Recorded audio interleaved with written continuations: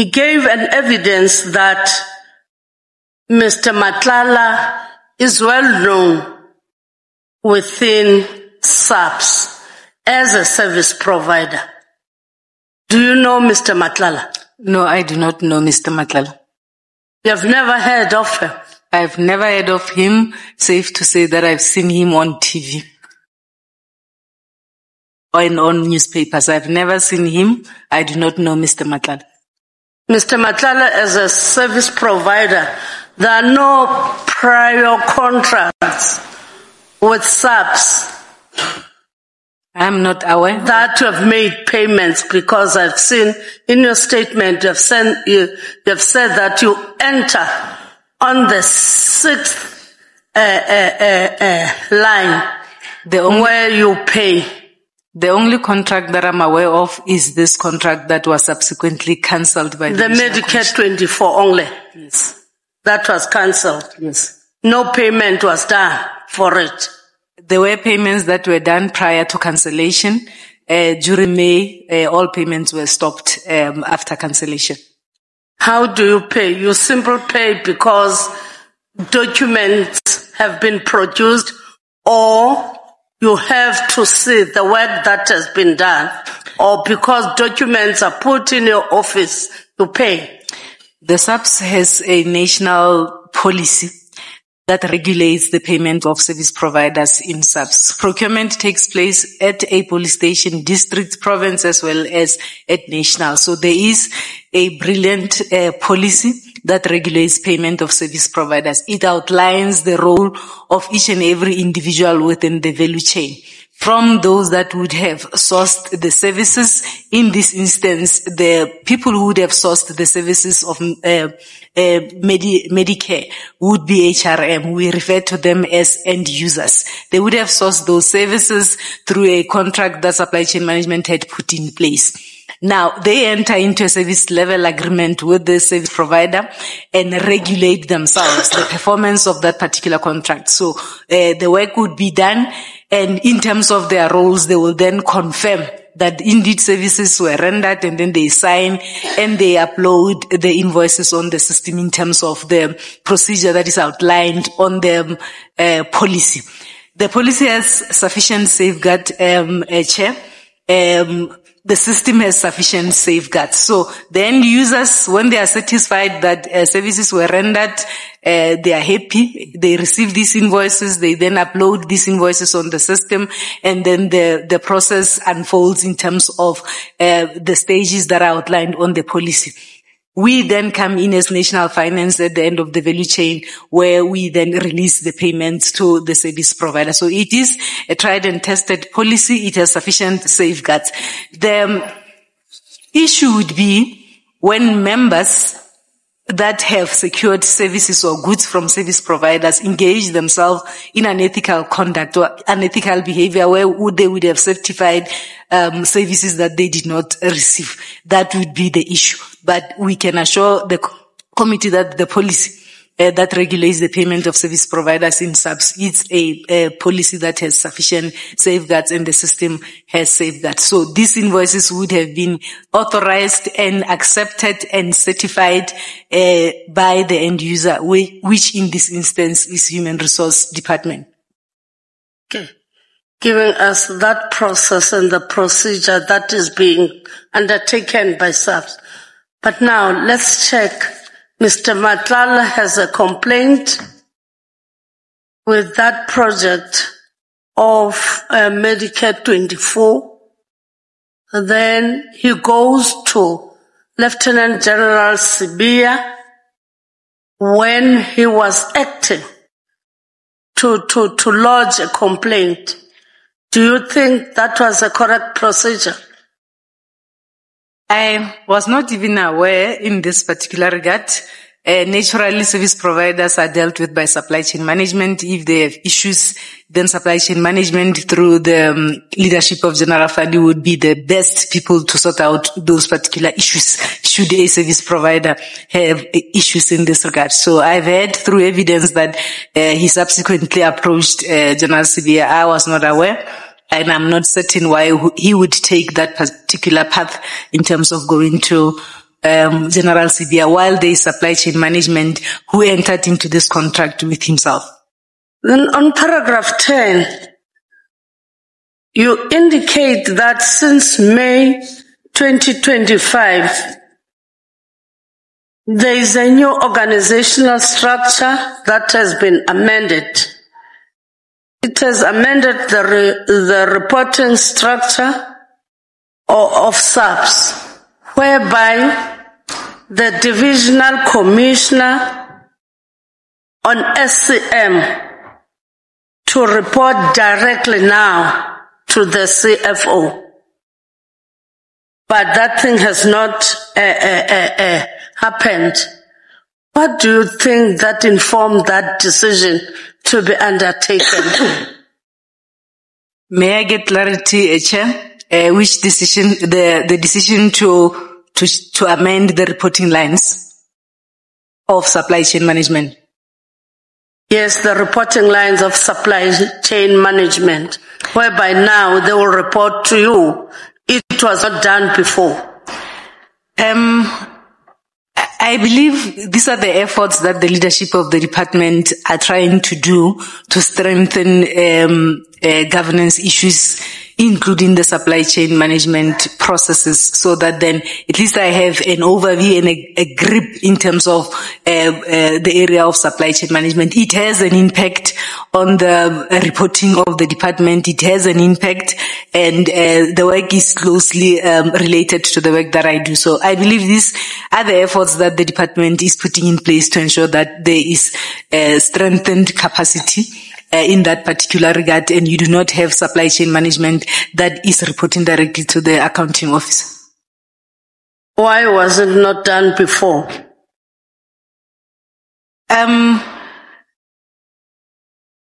Why it was not done before? I think SAPS is a very huge institution. It is massive.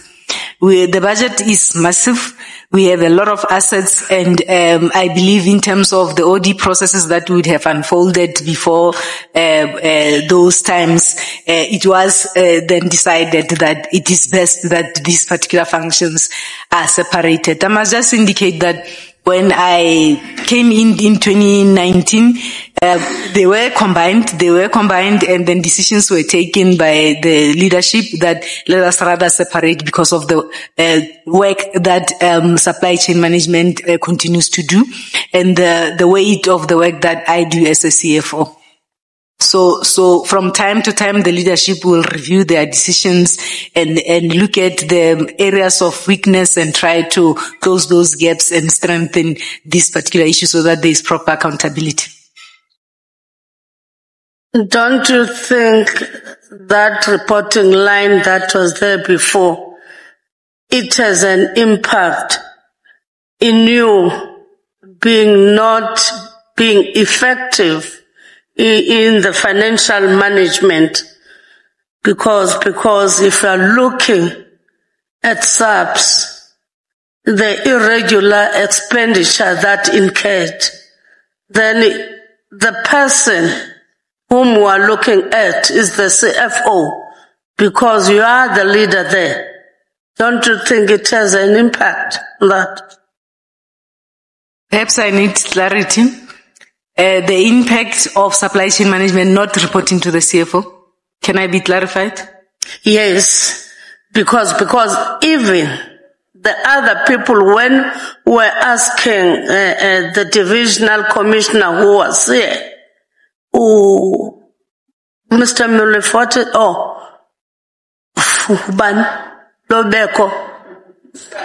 Fanny, yeah, because I want to say Fanny is the same name, Mulefote. I mean, Fanny is the name, Molefe is the surname, is the other way around. When he was here, we're saying that even when we're saying that the crime rate is very high, it is because the procurement also of the vehicle are centered in one place. Hence, I'm asking this question now.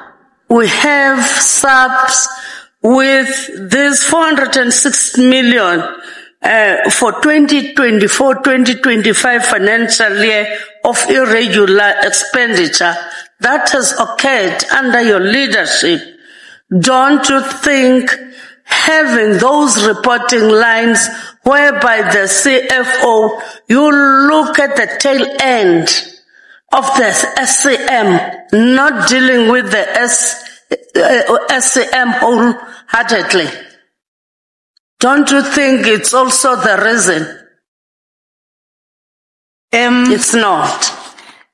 It is not. I'm trying to protect you. It is not, Chair. You will note on the summary that we have tried to also give information to the committee in terms of cost centers. As I indicated, procurement takes place all over in the country, from a police station to head office in this particular regard. There are people who are appointed specifically to deal with this at all those structures. There are policies that indicate who must do what and what is it that we must comply to. So you will find, Chair, that some of the matters might be deliberate non-compliance. So people are not complying to the rules while the policies are there, while the rules are there to say for you to be able to procure through quotations, you must do A, B, C, D. And people go out of their way not to deal with such issues. I must indicate that there are systems in place. Supply chain management does go out to provinces and conduct awareness sessions. We do speak to officials in terms of what is expected. I have recently even circulated through the Internal Control Department a circular that talks about all the aspects that needs to be complied with.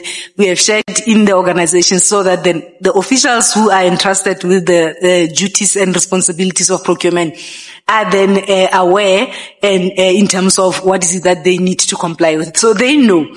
The problem in SAPS in terms of irregular expenditure, I think, is the issue of accountability. If we can strengthen that particular issues, because procurement happens all over in police stations. If we can strengthen accountability and each and every manager ensures that they do their work and their account in terms of Section 45 of the Public Finance Management Act, which says every manager, whether you are a financial manager or not, when you are allocated resources, you have got a duty to ensure that you account for those resources. So I think the organization as a whole, we struggle with issues of accountability from all angles in terms of the managers and end users who would have been given resources to utilize, who would have been given or delegated powers to ensure that there is procurement within their spaces for them to be able to do their work.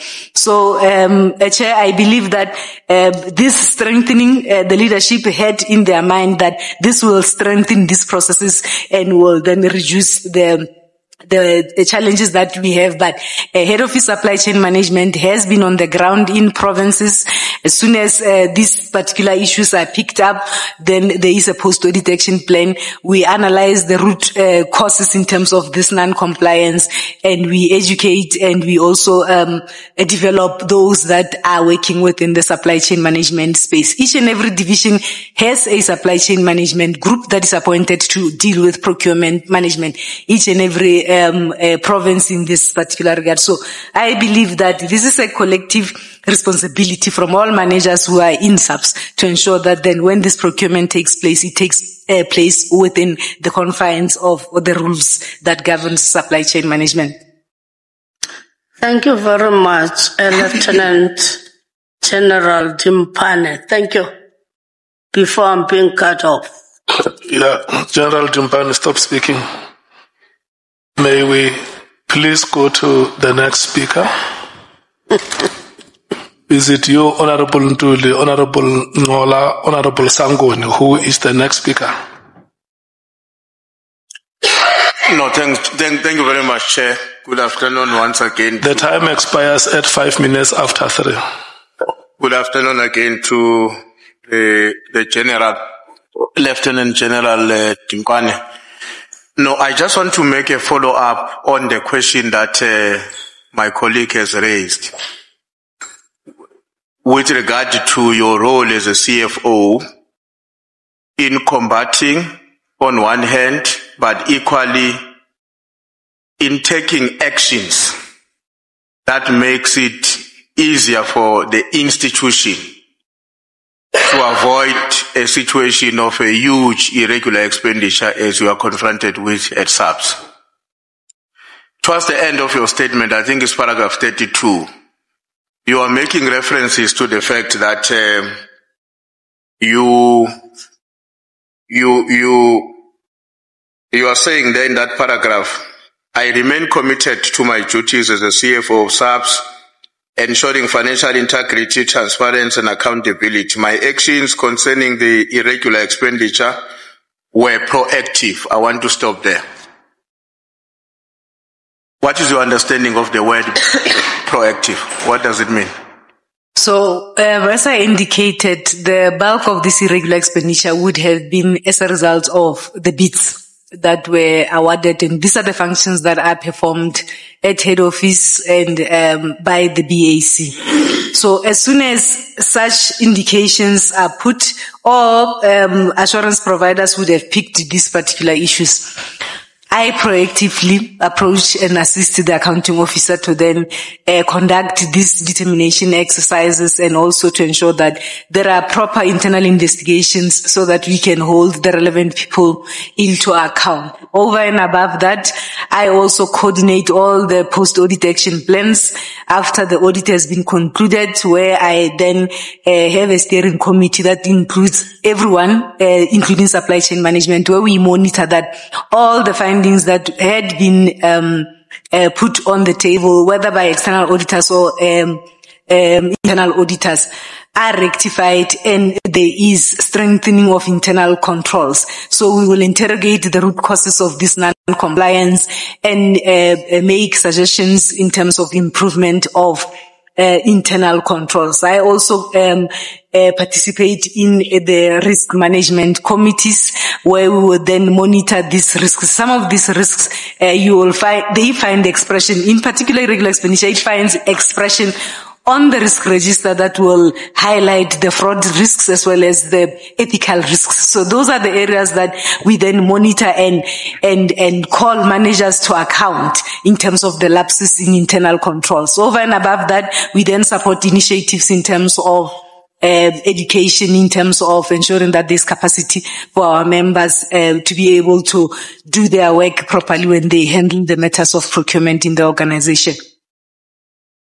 No, thanks, CFO. I take it that you are very much familiar with what the PFMA says, with reference in particular to what is called in the PFMA, there's a section that I'm looking for, but let me frame my question while I'm identifying it.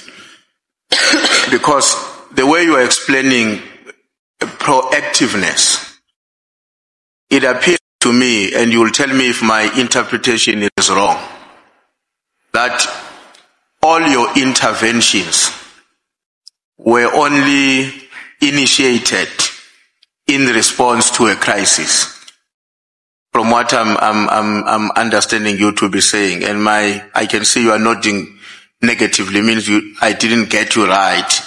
Because my reading of what you are saying, even as you were presenting it now verbally, you are making a lot of references to what you have acted to do or you have sought to do as a consequence of negative findings that were made. So maybe if you can explain a bit the aspect of you being proactive and the extent to which your proactiveness has actually helped you to produce the desired outcomes.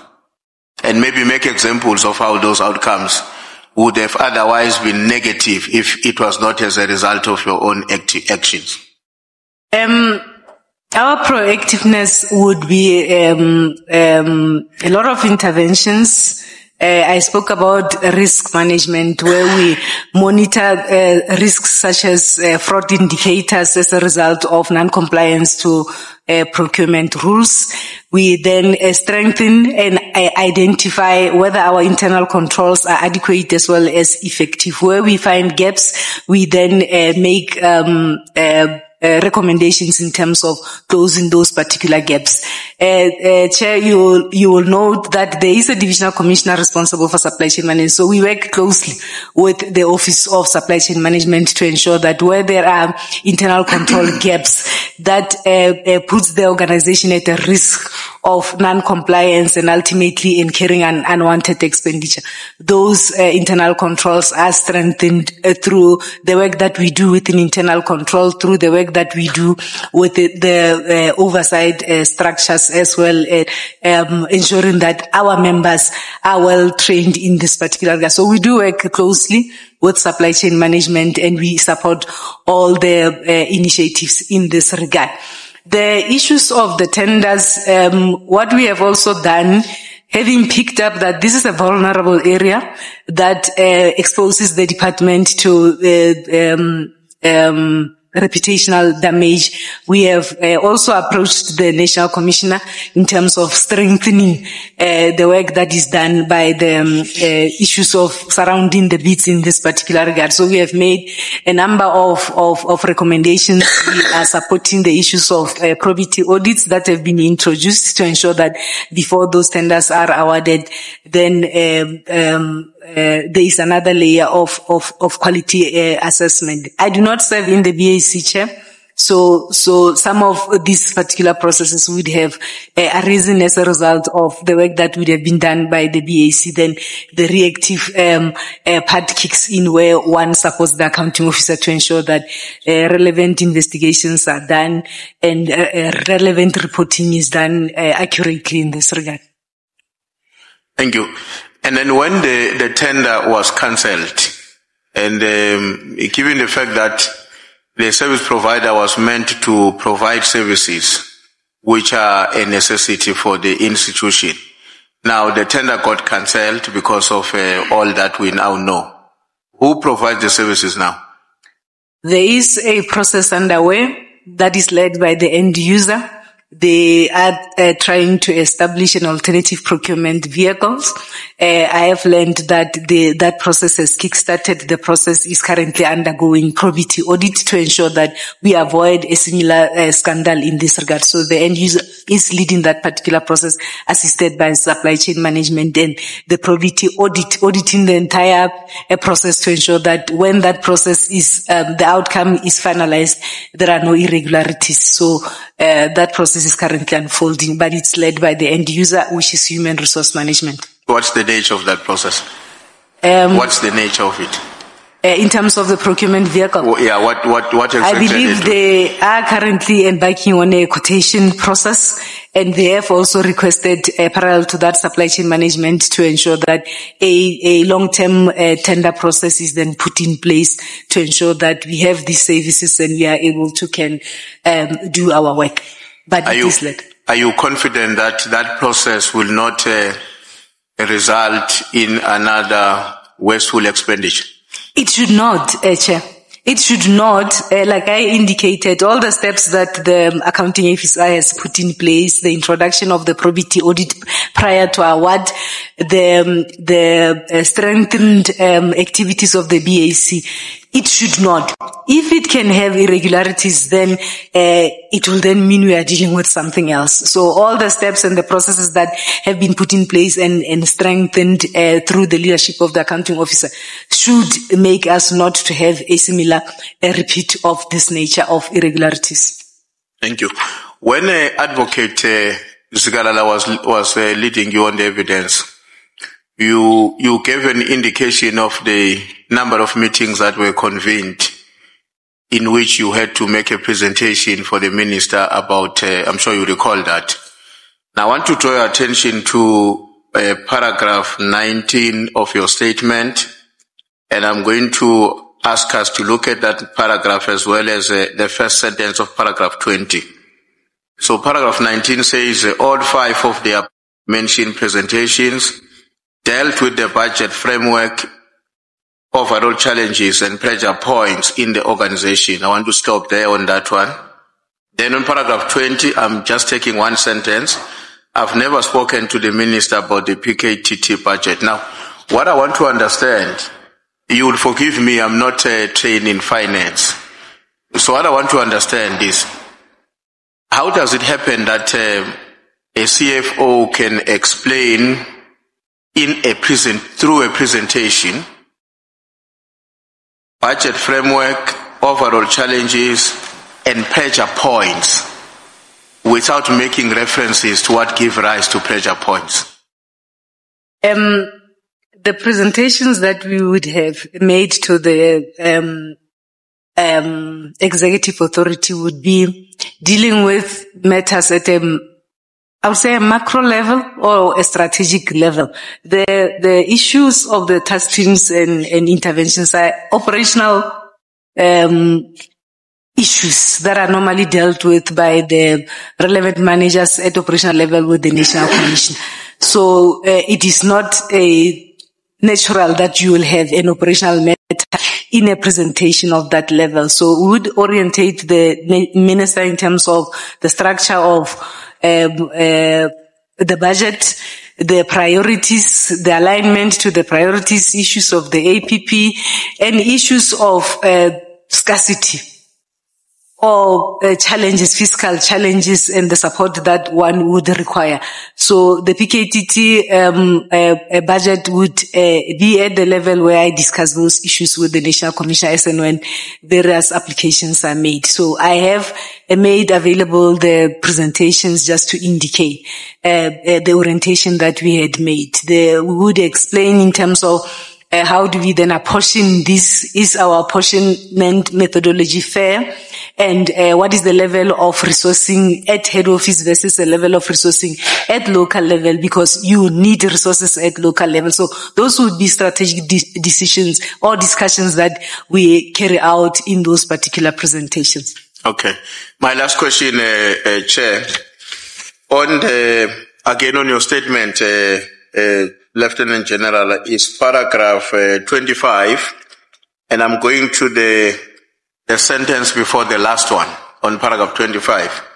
The one that begins by saying, I also wish to state clearly that I have not given anyone permission to access this submission, nor to utilize it in their own defense.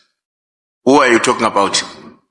I think I had it more being emphasized during the testimony of General Sibia, as well as I have seen it attached, I believe, in the defense of the minister as well. So I was not aware that such a document will be utilized in their defense. Okay. Thank you very much, Chair. Thank you, Lieutenant General. Thank you so much, Chief Whip. Who is the next speaker? Honorable Nomval. Yeah, thank you very much, Chair. Good afternoon, At 20 past 3. At 20 past 3, you stop speaking. Okay. General. No, I will comply, Chair. That I can promise. In fact, today you will give me a standing ovation. How are you, General? Are you okay? I'm okay. Thank you. Yeah, so the total amount that was paid for the Medicare contract is 48 million. It was 48 million. Correct, okay. Now, the SCM boss in SAPS, when he was here last week, we had an argument with him because he was so convinced that even though the expenditure hereof was irregular, but there was value for money. And my argument to him was that there was no value for money because in his statement, he said the contract or the service provider underperformed. That's what he said. And he said that the contract was terminated even before the underperformance was corrected. So what is your take on that? The issues of the performance of the contract would have been dealt with by the end user working together with supply chain management. And I had him explaining the definition of irregular expenditure to say it is expenditure that is incurred in contravention to prescripts that relates to supply chain management. However, the service was rendered. So the issue of value for money, for me, as I indicated, those that would have requested these services, Thereafter, they receive invoices, they certify to say we have received services and we are happy with these services. And they load invoices on the system for payment. For me, the reason why we are pushing for this forensic investigation is to probe exactly this. To say, on the other hand, there is an indication to say there were matters that were reported to the supply chain boss and they were dealt with. On the other hand, the end user is certified that they are satisfied with the work that was done by this one. So there's a bit of a contradiction. So we want the investigation to then unearth these particular gaps and tell us what exactly happened in this particular regard. So that is why we are pushing for this, because it will tell us exactly to say, is the end user or did the end user certify things that they were not supposed to certify? Did anyone engage themselves in unethical conduct or the elements of fraud where they would have certified things where work was not done? So this investigation must give us that, and we need to deal with this without any fear or favor to ensure that this serves as a deterrent and we never get to this point again. So a determination will be made by the report of the investigation. The forensic investigation will tell us will make a determination where services indeed rendered and where those services services that we could actually say this was value for money. Okay. If people certified things and work was not done properly, then it means those people engage themselves in unethical conduct and they ought to be dealt with. So if I get you correctly, you are saying at this stage you can't make that determination. I can't make that determination. Okay. On page 4, paragraph 10, you are making an indication that there's a new organizational structure which makes some amendments in the current structure. But specifically, this organizational structure makes the SCM to directly report to the CFO, to the CFO's office. And I think you went further to say it has not been implemented as yet. Now, do you find this, does this accord with rationality? Shouldn't the SCM unit be a distinct unit? Is it not going to overburden the CFO when you integrate the SCM unit into their office, into the office of the CFO? Are we not supposed to separate powers and the functions of the CFO and the SCM? It will be a lot of work. As I indicated, SAPS is a huge institution. We have a big asset base. We have got issues that we need to deal with from a financial point of view. It will be a lot of work. I think the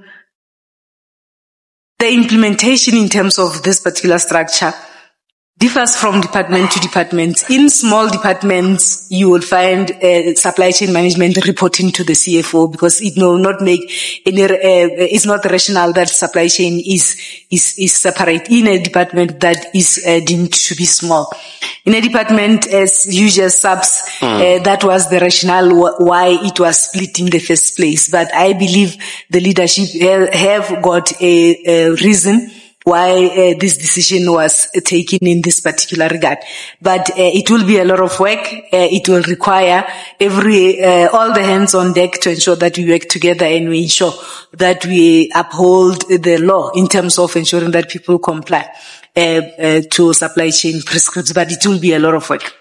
Yeah, because my view, my honest view is that this is not an ideal mechanism.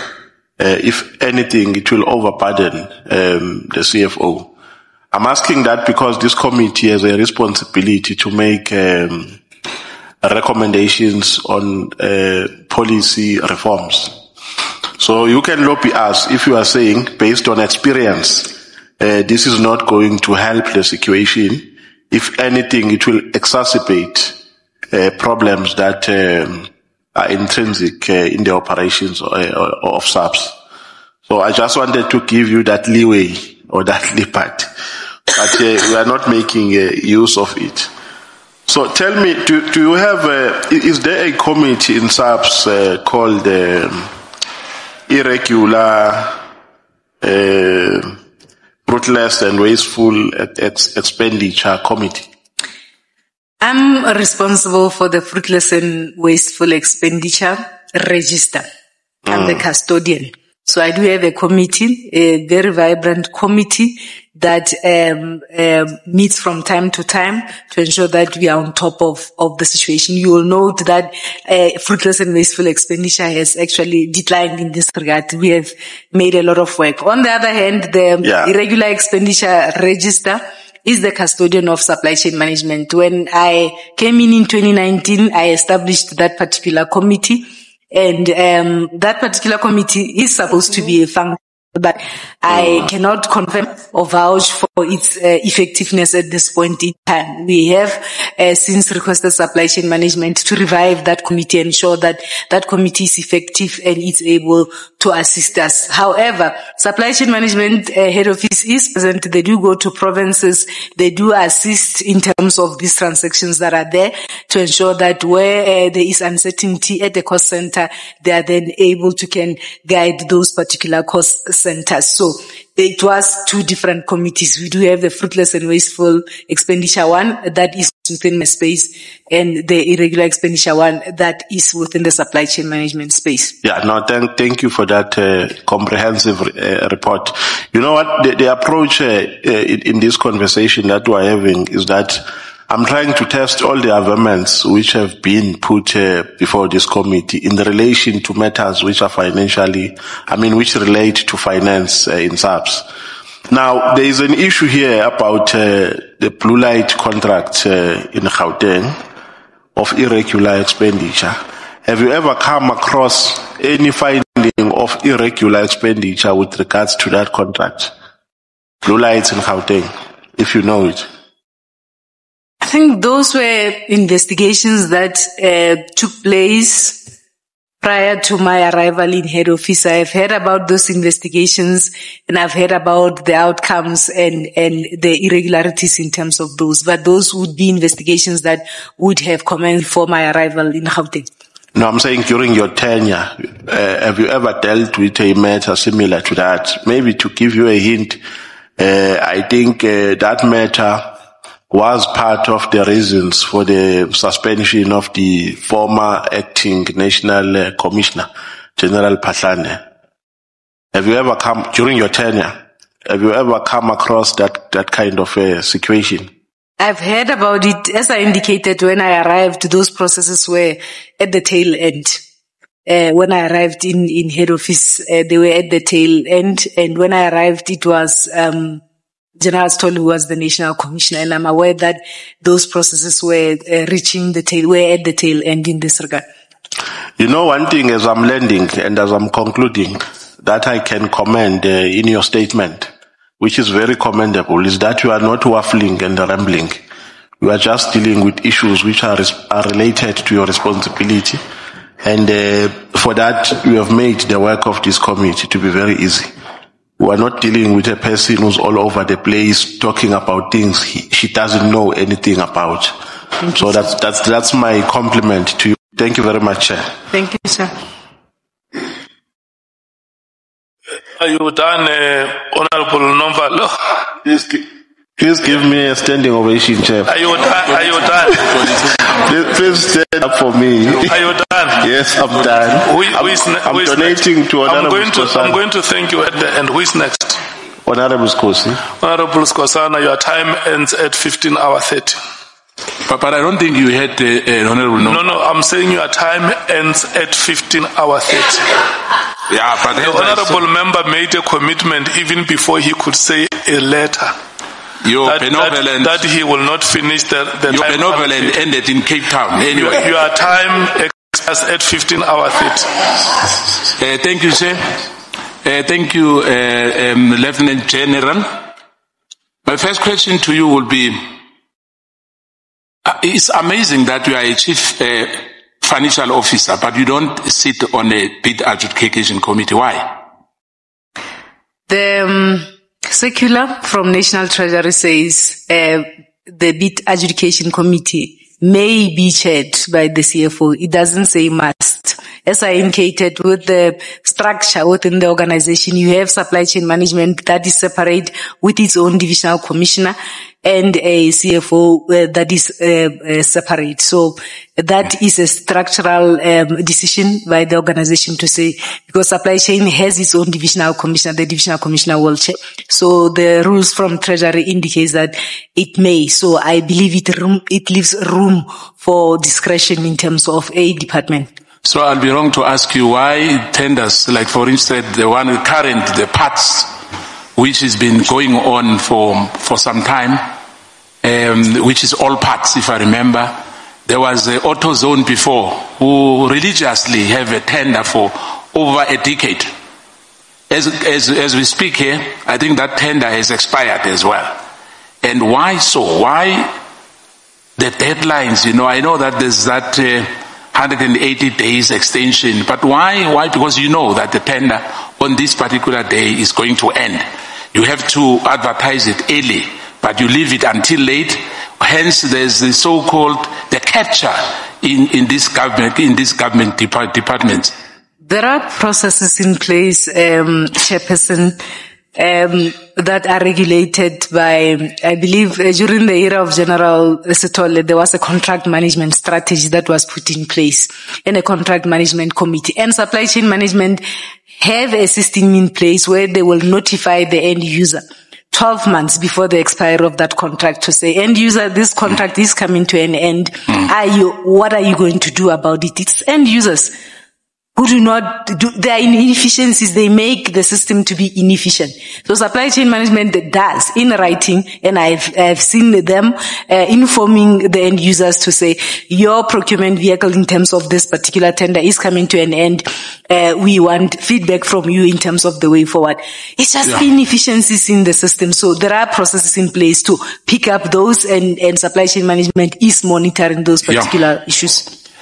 Do you agree that there's you need to improve on that?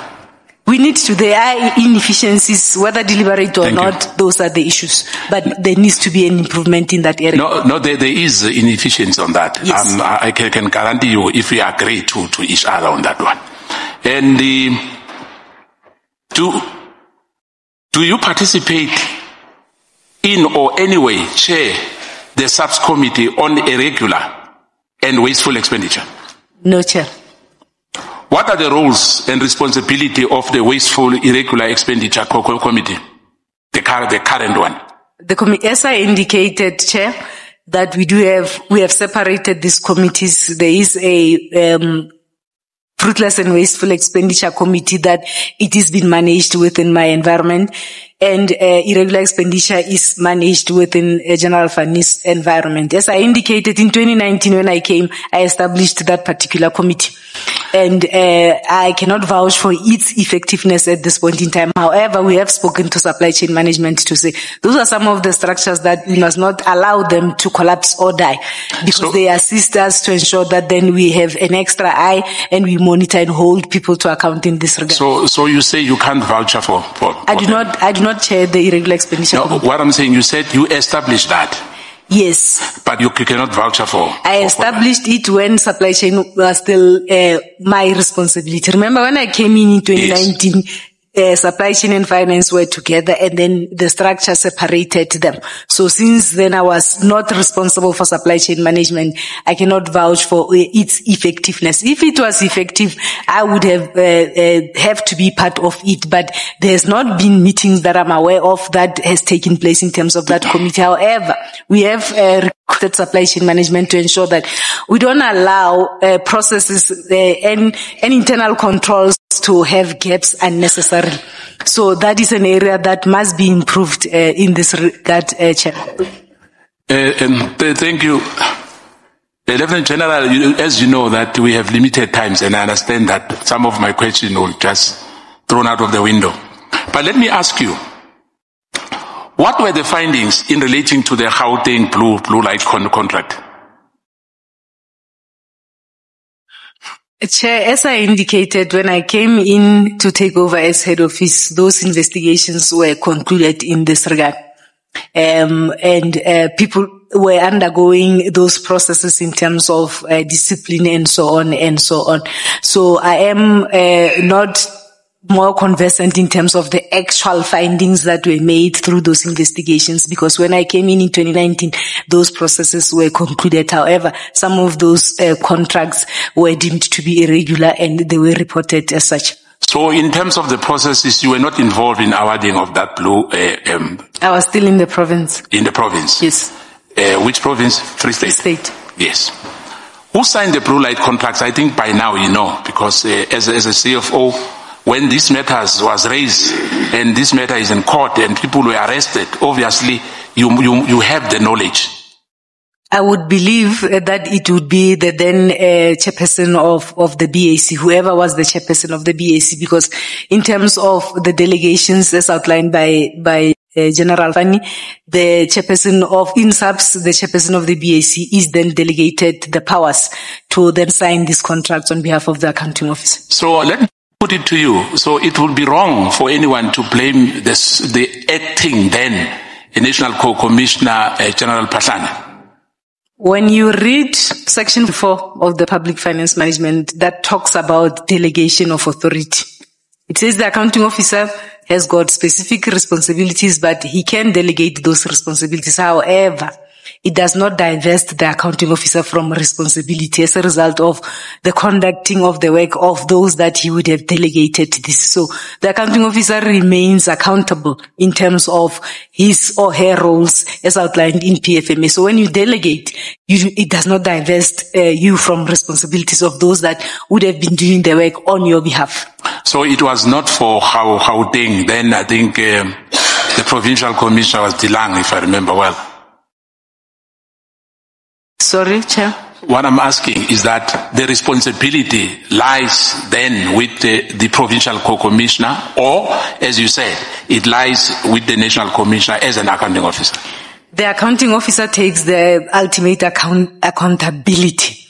And then he has the responsibility to ensure that those that are responsible for those lapses are held to account. But if I may ask, like you as a CFO, you must take responsibility as well in matters relating to finances of South African Police Service, am I right? If I'm found to have erred No, I'm asking, is that like you, the responsibility, it's your responsibility to make sure that the finances of SAPS are above a reproach? Yes. Now, have then, in your knowledge, the acting national commissioner signed that contract? I cannot comment on that. I have not seen who has signed the contract. Hence I said, since I started, I have learned that the structure in SAPS allows for the national commissioner to delegate those responsibilities to the BAC chairperson. So I have not seen it with my eyes in terms of who exactly signed that particular contract. So in your view, let me put it to you, or if I may ask, if he has not signed that contract, should he be responsible? Should be responsible for that contract? I would repeat, if he had delegated functions to a specific group of people to execute responsibilities on his behalf, the ultimate accountability rests with him.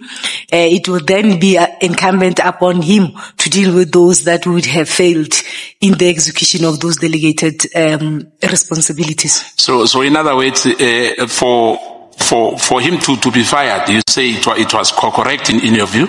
I am not saying that. No, I'm just asking. I'm not saying that. I'm not privy to the aspects that were taken into account during his processes that were dealt with. Yeah, but if it was only fired for that, what's your view on that? I'm not aware in terms of what was taken into account to come. No, I'm saying if he was fired for that, what's your view on that?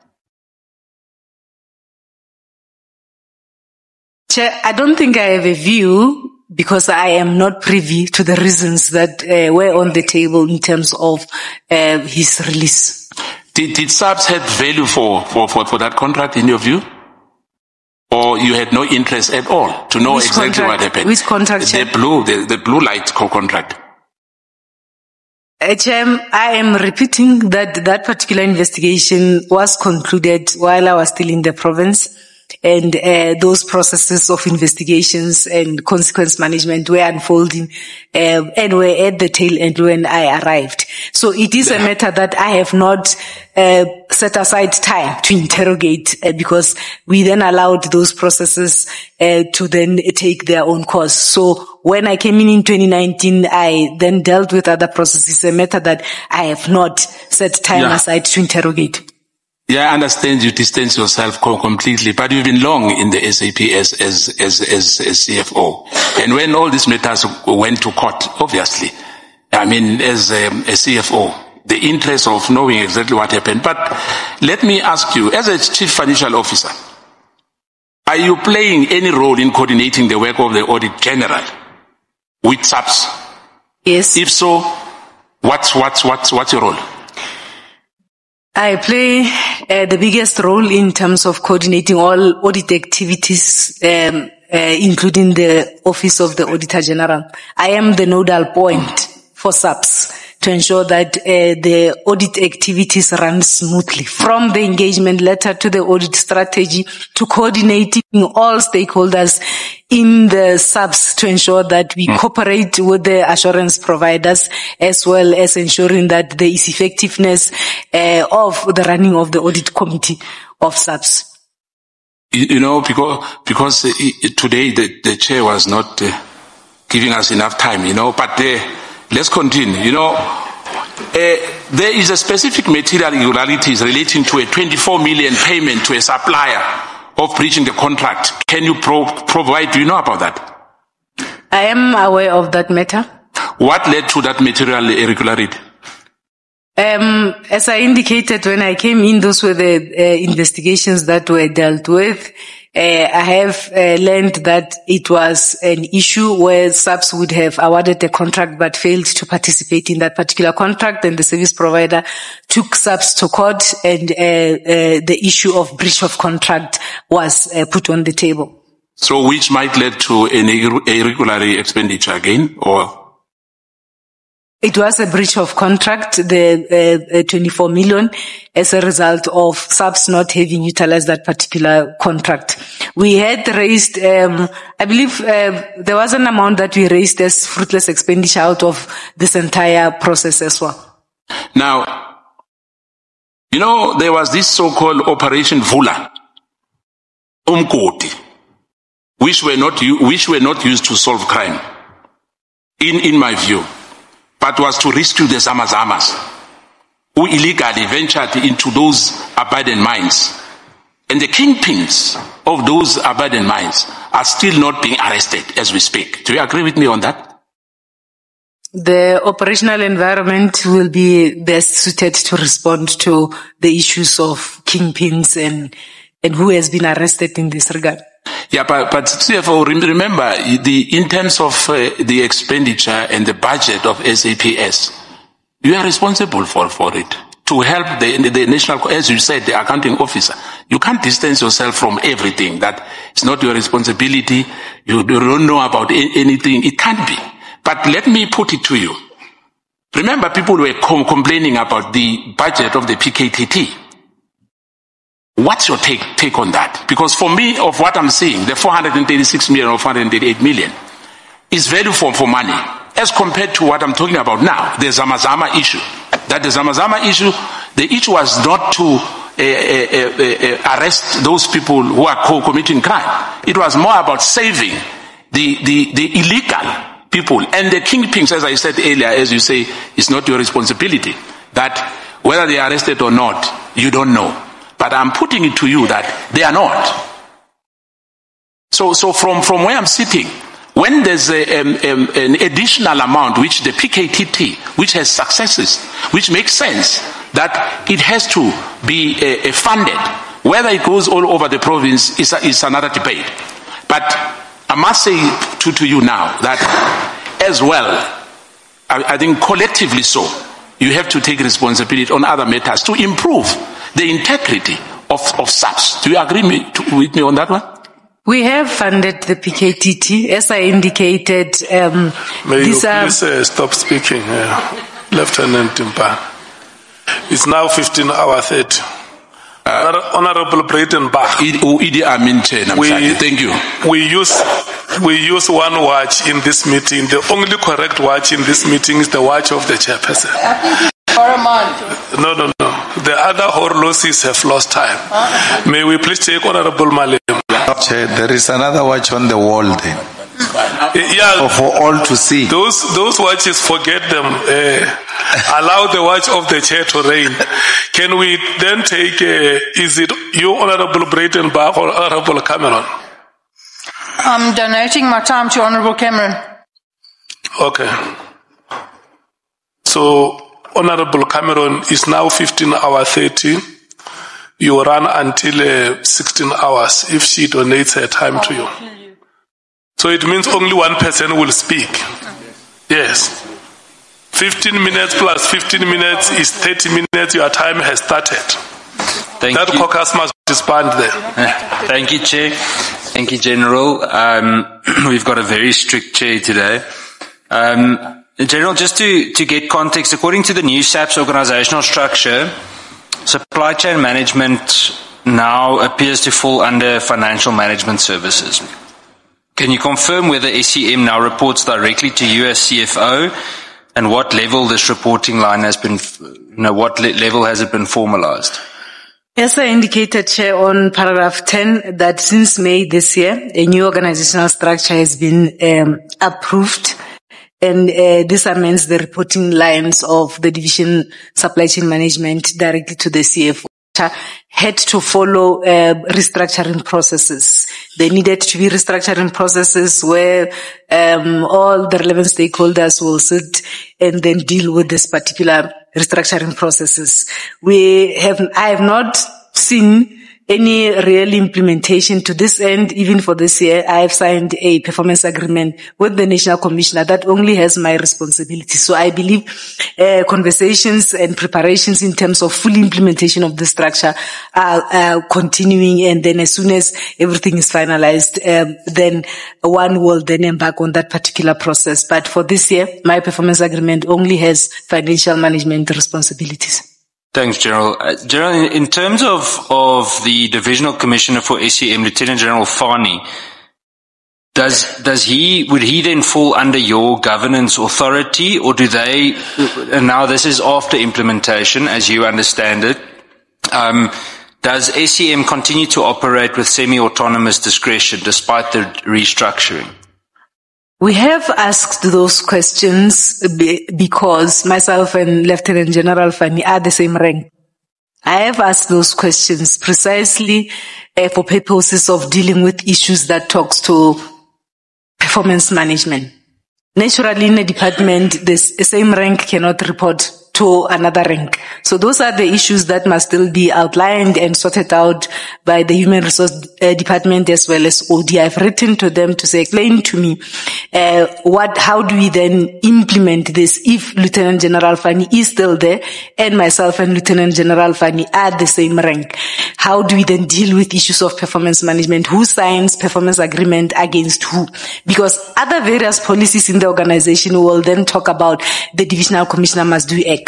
Now, if General Fani is there, is the divisional commissioner, and he reports to me, and we are the same rank, how do we then deal with the aspects of such other policies in this regard? So I've written to legal, I've written to OD, I've written to HR, because I need clarity, so that then when we implement this, we implement it and there are no legal comebacks and issues and grievances that will come. So I await with anticipation to get proper guidance in terms of those structures that are responsible for this. What do we do?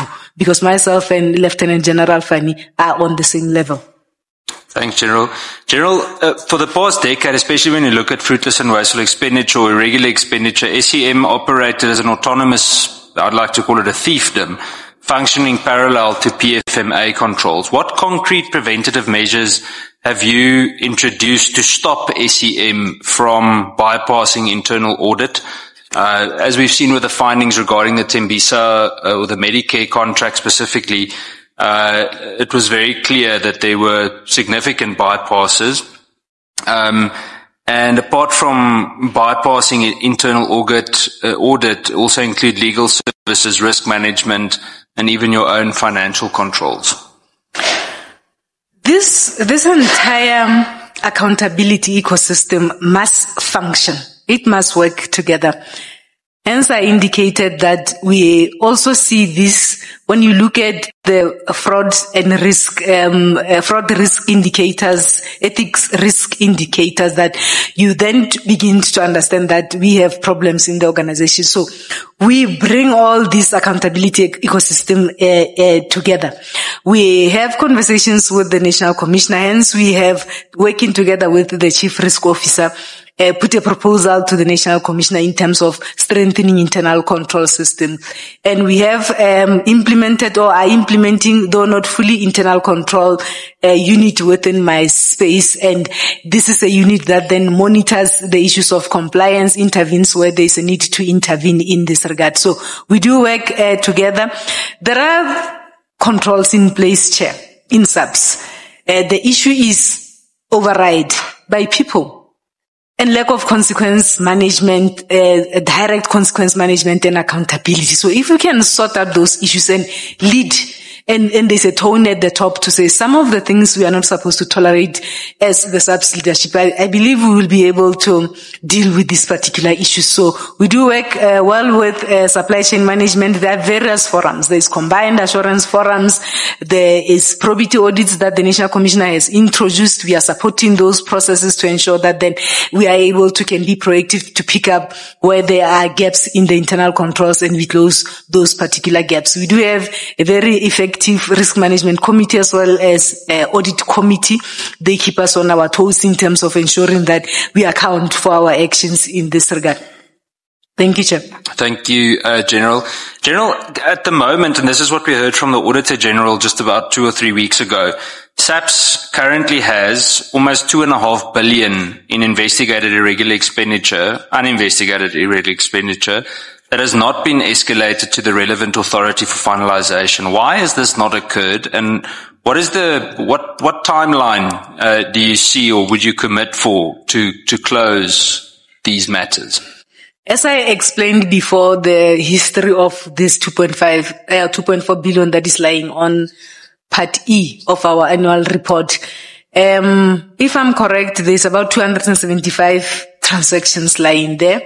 The National Commissioner has instructed supply chain management to unpack and allocate these transactions to everyone so that then there is accountability. There has been efforts, Chair, where around 111 transactions were submitted to National Treasury as the condoning authority. Upon interrogation, it may appear that National Treasury returned some of those transactions because of other information that was missing. So if you send to the condoning authority, you need to ensure that there is compliance in terms of the National Treasury framework. You should have investigated, there should have been discipline, you should have confirmed that there was no fraud, there was no corruption and all those things, and there was value for money. So when we interrogate with supply chain management, what exactly is the hold up? Because there is a bit of a slow process in dealing with this. They indicate that about 111 of such transactions were submitted to the condoning authority, and some of them, around 73, were returned because the National Treasury could not confirm the issues surrounding value for money. So subsequently, we have then requested the National Commissioner to delegate me in writing so that I can support supply chain management. During September, we have had a very progressive meeting with National Treasury. There is a team there that is willing to support us. They've given us directions and guidance in terms of how to deal with this. However, the ones that would have been returned by National Treasury without condonement, this delegation then gives me the authority, gives the accounting officer the authority to remove these transactions from the books. However, it is not just going to be a removal.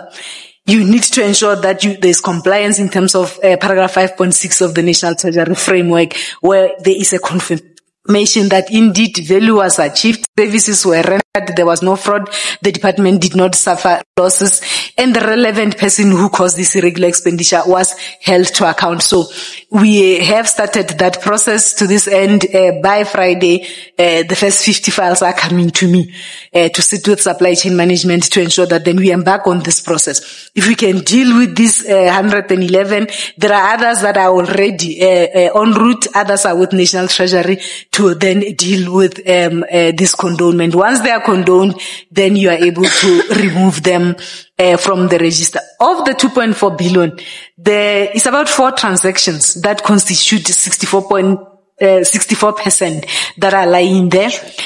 One has been condoned by National Treasury, therefore it will be removed. There's 2 that has been submitted to National Treasury. We are awaiting a response in this regard. I think there is another one, the RT69. That is a transversal contract that the department had committed and that they are participating in, and then ultimately they withdrew without following the rules and so on and so on, and we declared that particular action irregular.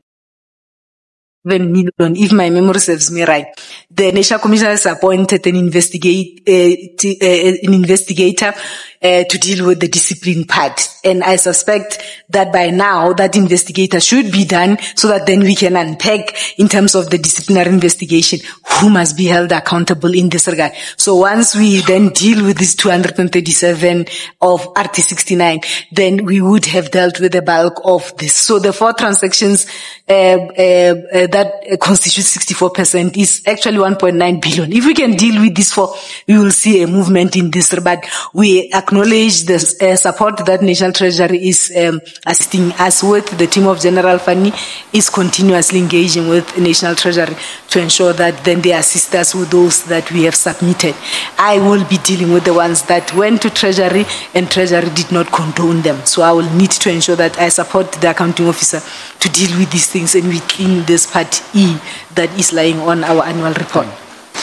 Okay, General, 1 or 2 more questions. Just in terms of this word accountability, when it comes to SEM specifically, and I keep referring to that because out of the 6 of the material irregularities found by the Auditor General, I think 4 of them were under SEM, if I'm not mistaken. Would you support the Auditor General issuing a certificate of debt against the Divisional Commissioner of Supply Chain? Since the Audit Amendment Act, the Auditor General has raised 5 material irregularities in the department. The process allows the accounting officer to put actions, their recommendations. The process allows the accounting officer to put action and to give feedback to the Auditor General. We are coordinating and supporting the accounting officer to give that feedback. I believe out of the 5, the accounting officer has up to so far been able to give sufficient feedback, of which Auditor General has been satisfied with such feedback. To this end, 1 material irregularity has been resolved. We are left with 4. Of the 4 that are left with, the accounting officer is required by AGSA to provide continuous feedback.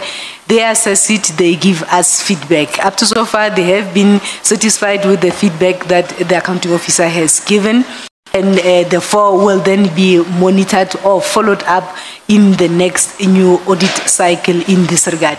It is an area that we take seriously. We support the accounting officer and we ensure that those actions that were recommended by the AGSA to the accounting officer are implemented to the latter.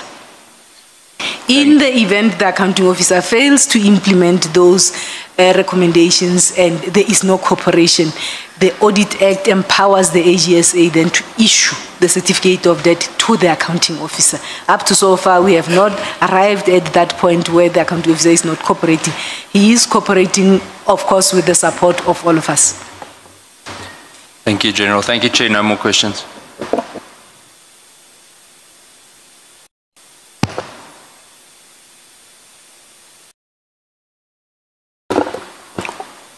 Honorable Cameron, have you asked all the questions you had on your list? Honorable Malema, your time starts now. It ends at 16 hours. Honorable Matthys, thank you so much. Thank you, Chair. Good afternoon, Lieutenant General.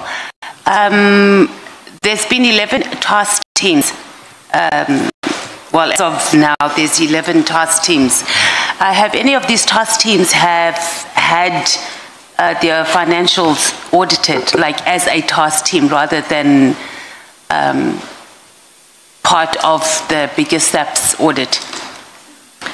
The allocation of these funds, as I indicated earlier this morning, is allocated to the National Operational Center, which is a unit within Program 2. So when Program 2 is audited, all expenses... Okay, I'm going to interrupt you because I have a little time, right?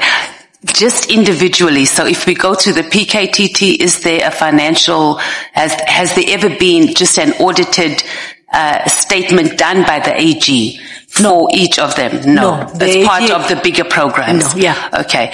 Can you, as the CFO, do you have the mandate to request or have those individual budgets that have been allocated to these task teams or to any particular program audited independently by the AG in particular?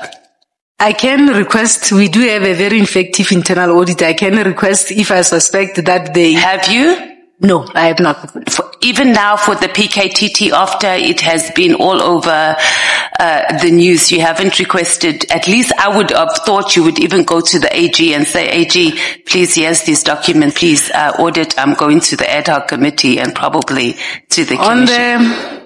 I think in October, in October I had, when I was hearing all these indications in terms of the PKTT and expenditures, I then appointed a brigadier to conduct a determination for me, so that I also have an understanding as to what is going on in this regard. Okay. I'm going to cut you off, and I'm not being rude. I just wanted to know whether you went to the Auditor General rather than to do it internally. No. Not the Auditor General. I just wanted But do you have access to be able to do that also with the Medicare 2024? Because from what I understand, it's the audit process, you are doing it internally, the forensic audit.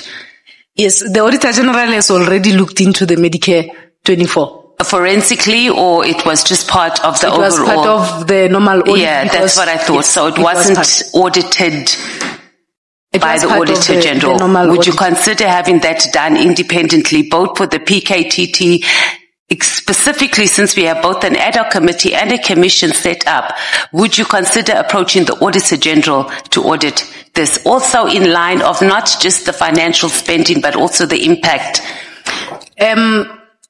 It's not a problem. If such a need arises, we could do that. I spoke earlier about the issue of the impact assessment, that we have already tasked our research unit to then conduct the impact assessment, but it will not be harm if we could request an independent assessment of such processes. Okay.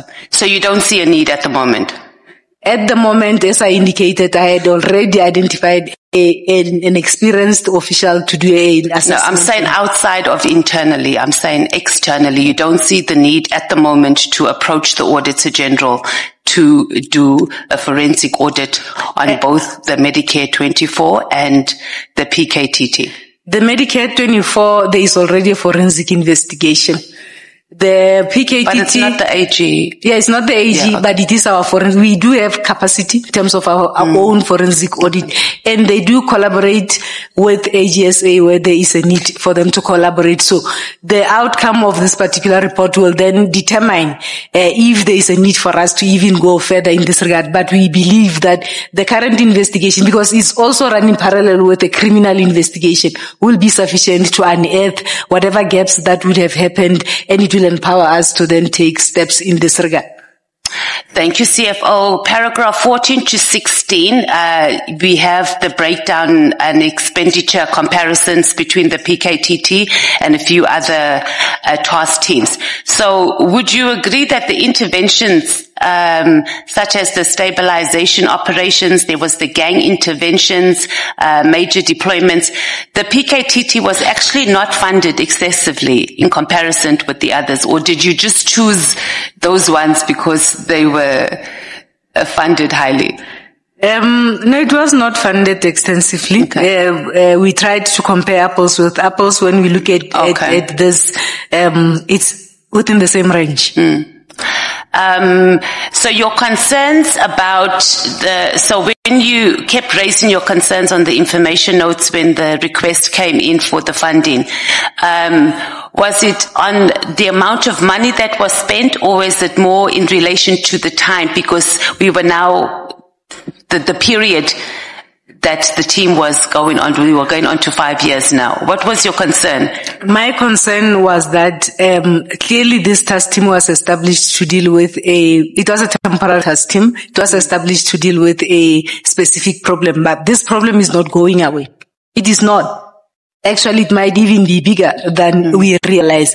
Now, for us to be able to support this team, let's have a permanent team. And if you have it as a permanent standalone team, then you are able to resource it properly and you are able to budget for it properly, as opposed to not knowing whether it will exist in the next 3 months or not. So it was from a budget point of view in this regard. However, over the years, we have had fiscal challenges where we have seen our operational budget being reduced in this regard. So these are general concerns that one would raise in all areas of operations in the police, including these task teams, where you have cost containment measures or policies that are approved by the accounting officer, and everyone is expected to then comply to those cost containment policies to ensure that we prevent overspending or unauthorized expenditure to incur in the department. So these are not unusual. We always raise this to ensure that everyone accounts to the resources that are given to them, and we are able to account to taxpayers' money. Why do you think after 5 years the team wasn't set up to be permanent? What, in your opinion, why do you think the National Commissioner didn't move in that direction?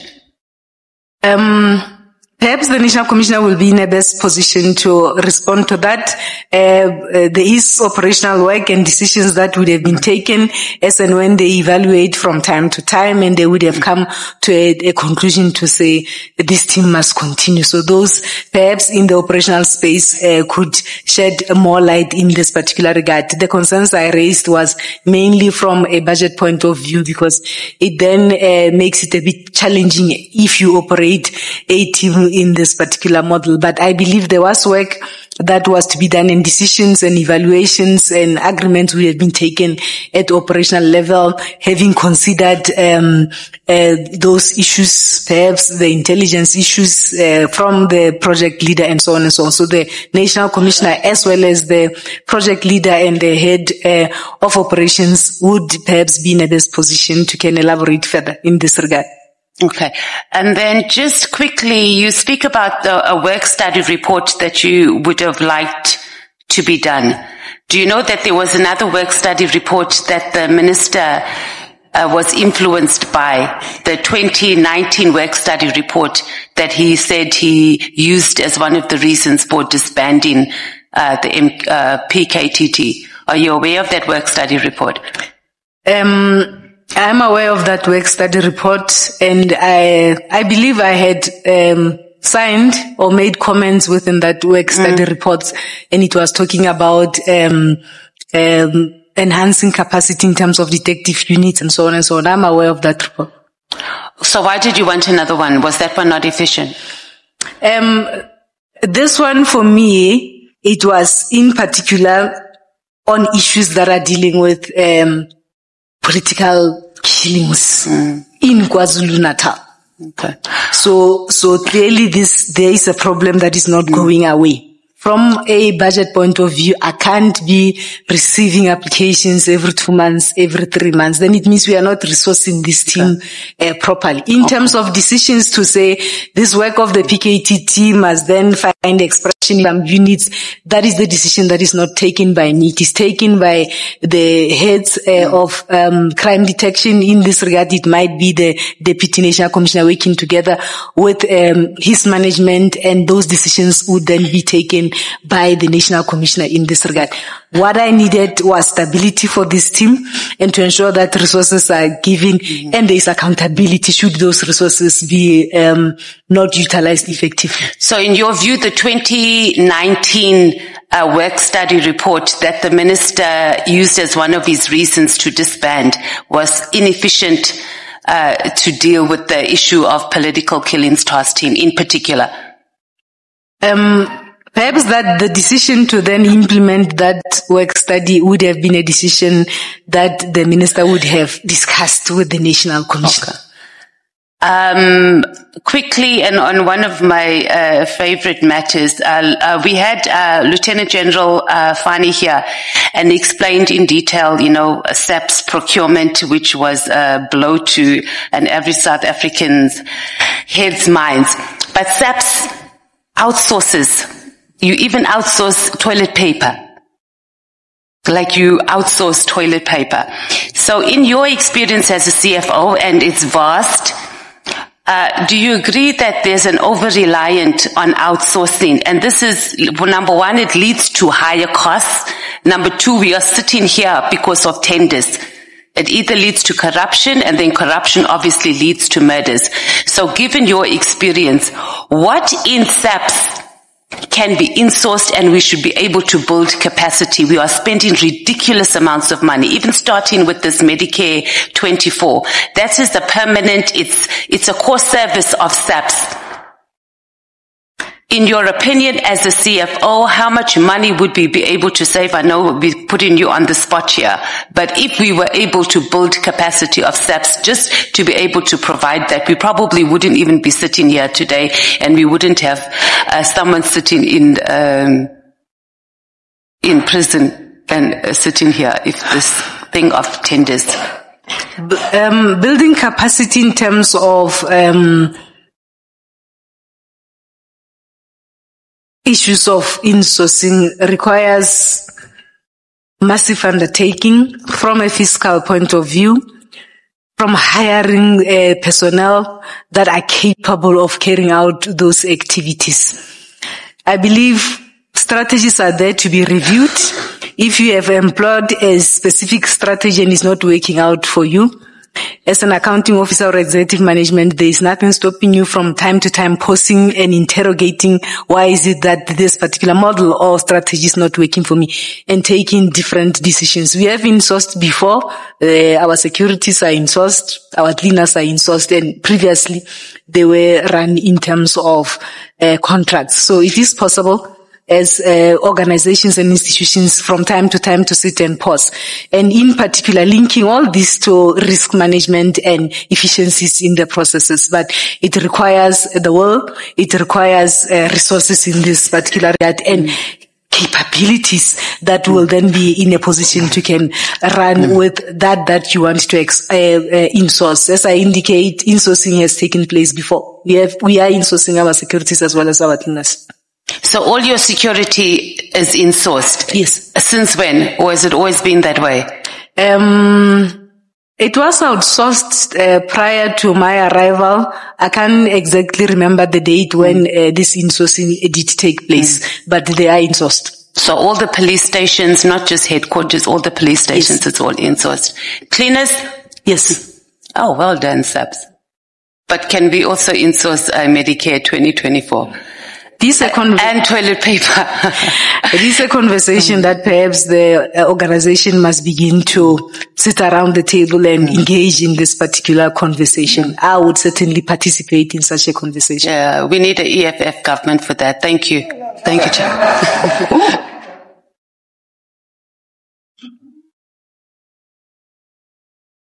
Thank you so much, Honorable Matthijs Bangazita. Thank you, Honorable Chairperson. Good afternoon, Lieutenant General. I don't have a lot of questions, but I just want to know where you got that money from to actually continue to fund the operations of the PKTT over a period of time when it was not budgeted for. As I had indicated, After we receive our allocation from National Treasury, we embark on a massive process where we then apportion this allocation to cost centers. We do have a National Operation Coordination Center where we will allocate funding for various interventions in this regard. Within these financial constraints, then you embark on a reprioritization exercise. You will then look at the areas where you can save and ensure that there is money to support operations. So it is a continuous exercise that you do. You allocate, you identify priorities, operational priorities, you engage with the accounting officer, and you are able to can then support this. But of course, that means other priorities have to, because you do have competing priorities, you will then have other priorities at the back foot in this particular regard. So it is an exercise that we embark upon to ensure that the or the money that we have, we extend it to ensure that we do our work and we are able to support all the priorities as would have been approved. Thank you, General.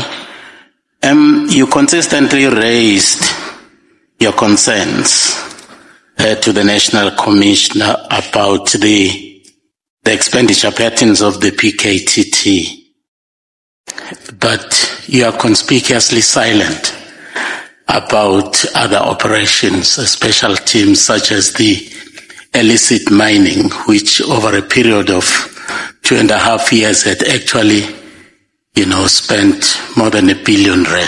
Why is that? I raise concerns on almost all these interventions. You will see that on my annexures, there would be submissions made to the accounting officer where all these interventions would have been assessed in this regard. So for the purposes of this testimony, I was requested to focus on the PKTT. The illicit mining is a newly established intervention, as I indicated, and we appreciate that the CARA committee was able to approve these funds for us to be able to can intervene in provinces that are battling with this particular issue. So this is special funding that was earmarked and allocated from CARA funding to say, US law enforcement go and deal with issues of illicit mining in this particular regard. So this money is specifically for that. It is allocated for that, and we expect that it is managed and there is accountability in this regard. So it's earmarked for that particular specific operation, because when we applied, we said, CARA committee, we want to have interventions that will then assist us as law enforcement to deal with this problem that is troubling us across provinces. So approval was granted to say this funding is specific for this particular operation. If you want to depart and take this money, utilize it somewhere, you must go back to CARA committee to explain and to get approval in this regard. Thank you, General.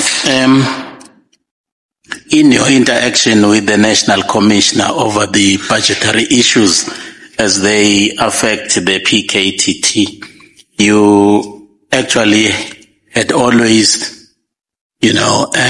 recommended that the PKTT should be deactivated. That's the word you used. Not always, Chair. But there are a number of times. It's only once, Chair. In your statement. It's only once. Okay, but you had actually called for the deactivation of the PKTT. And my concern is that somewhere in paragraph 13.14 of evidence, you are actually saying that when I made these comments, the comments that we have just been talking about, I was not briefed, nor was I aware of the work of the PKTT. How would you call for the deactivation of something whose work you are not familiar with? In other provinces, Chair, the context that I want to give is that my comments were saying deactivate a temporary structure put together a permanent structure, give it to General Mokwanas in KZN, because it was, my understanding was that it was established to deal with the problems in KZN. It has since emerged that it is then, the scope has been extended. In those operational decisions, I am normally not called. It will be operational decisions where the project leader briefs the National Commissioner and those that are supposed to be briefed. So decisions will be taken to say this particular work of the PKTT extends beyond KwaZulu-Natal. They are now in other provinces. So where we differed with the National Commissioner was saying, this team cannot be localized in KwaZulu-Natal. Clearly he knew the decisions that they had taken. Clearly he knew the operational work that this team is dealing with in terms of the expansion of the scope. Those are the discussions that normally I would not be invited to such operational meetings, but I take cue and guidance from the meeting office. I will make comments from a budget point of view and a planning point of view, but the operational decisions are the National Commissioner. I can't instruct the National Commissioner to say, close this team. It is not my decision. So clearly he knew that the work this team is doing well and the work goes beyond KwaZulu-Natal. This is why it cannot be localized in KwaZulu-Natal. So the ultimate decision maker is the National Commissioner. That is why when I raise concerns with the relevant managers, they will go back, they will convene themselves through the National Crime Combating Forum, evaluate this. They will sit and evaluate and take decisions and go and approach the National Commissioner to say, we have evaluated this, we believe that the crime threat still exists and this team must continue. And the National Commissioner will agree, they will put together a request for additional funding which will come to me, and we will then interact with the National Commissioner and support the efforts in terms of crime fighting. General, one of the reasons advanced by the Minister when he was here, or even in his directive to disband the PKTT, was that it was a financial drain, which has caused a lot of pressure on the budget, and a point which was supported by even Mary Haas, that this task team had actually outlived its usefulness, and therefore it must be disbanded. So I was just wondering that in the context of your continued, concern about this spending pattern, it was not what was your reaction when you heard on the 2nd of January that indeed it had actually been disbanded? I want to put it on record that concern was not continued. The comment was made once. And I had reasons, and I've explained the reasons throughout this testimony in terms of what was my reasoning for that. It was once.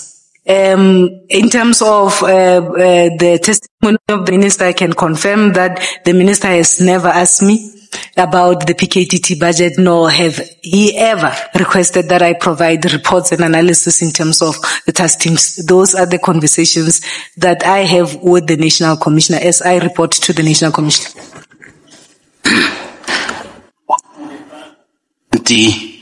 Of your statement, General, you are actually saying that you never had any interaction with the minister about the financial issues relating to the PKTT. Then I wonder where he got the information from to base his decision to actually disband, if it was not from the CFO of the organization. I cannot vouch for that, Chair. I'm not saying that it would have been wrong for you to share that information with the minister. I mean, the minister is a minister of the department, but you categorically actually said that you have never shared that information. On the PKTT. Thank you. Okay. When General Spear was here, he told us that Mr. Matlala is very familiar in the corridors of the SAPS, echelons there. Do you know, have you ever met Mr. Matlala? I have never met Mr. Matlala. I do not know Mr. Matlala. General Spear also went on to tell us that Mr. Matlala actually came to visit him in his office in the company of his lawyer to complain about the non-payment that was outstanding from SAPS. And I imagine that would actually be a matter that needed the attention of the CFO. Did you not meet Mr. Matlala on that particular day? No, Chair. Okay.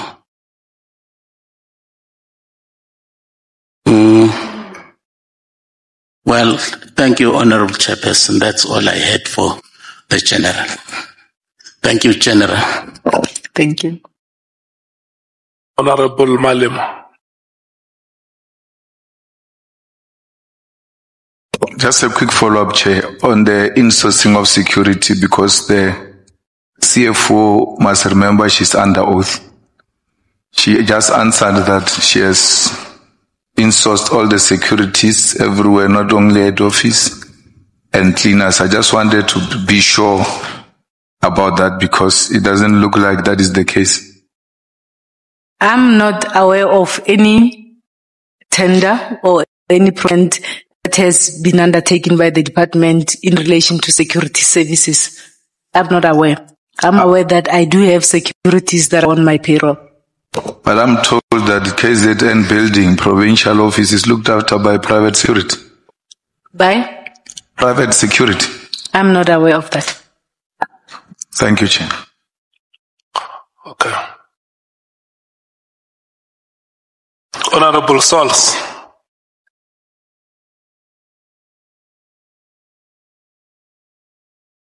Thank you, Chair. Am I audible? Am I audible? Can you hear me, Chair? I can hear you now. I don't know if the witness is hearing. Should I change? Oh, that's better. Are you hearing Honorable Sols, General Dimpane? Can you hear him? It's very soft, Chair. Very soft. Should I change seats with Honorable? You can come and sit here. No. I'm too small for that seat, Chair. The last person who sat next to me was Miss Meriti Haas.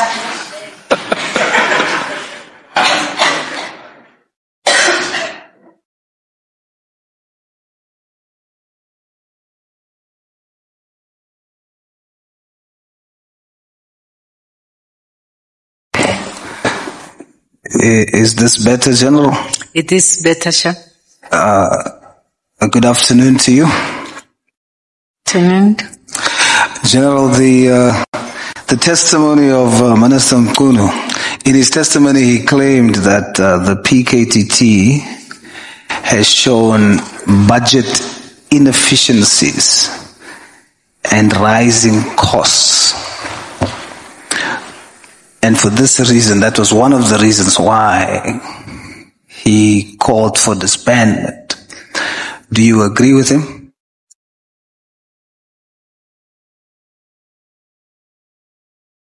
I have not discussed the budget or the PKTT with the minister as the CFO. But based on your knowledge of the cost implications, do you agree with him?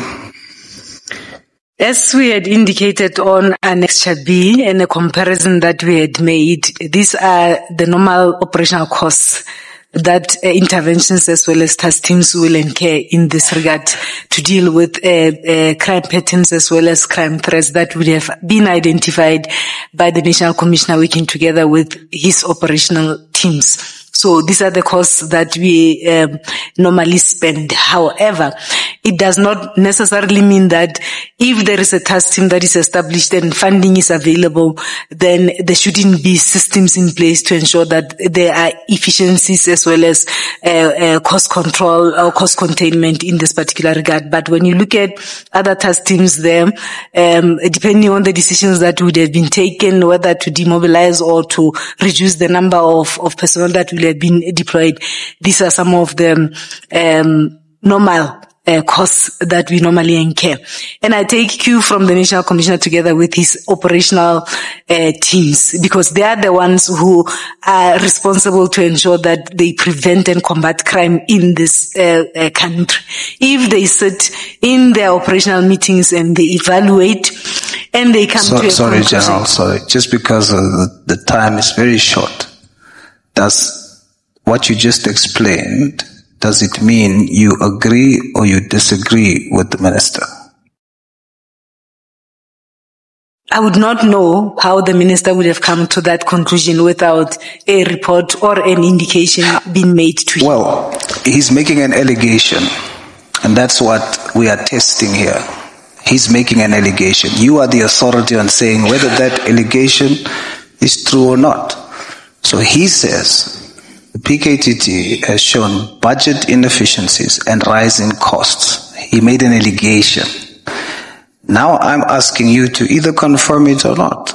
You are the authority there to say, no, minister is wrong. There's no budget inefficiencies there. I cannot confirm because the operational decisions are taken by the accounting officer, unless if he would have engaged the accounting officer. So you don't have a position. You don't have a position of agreement or disagreement with the statement. No? Okay.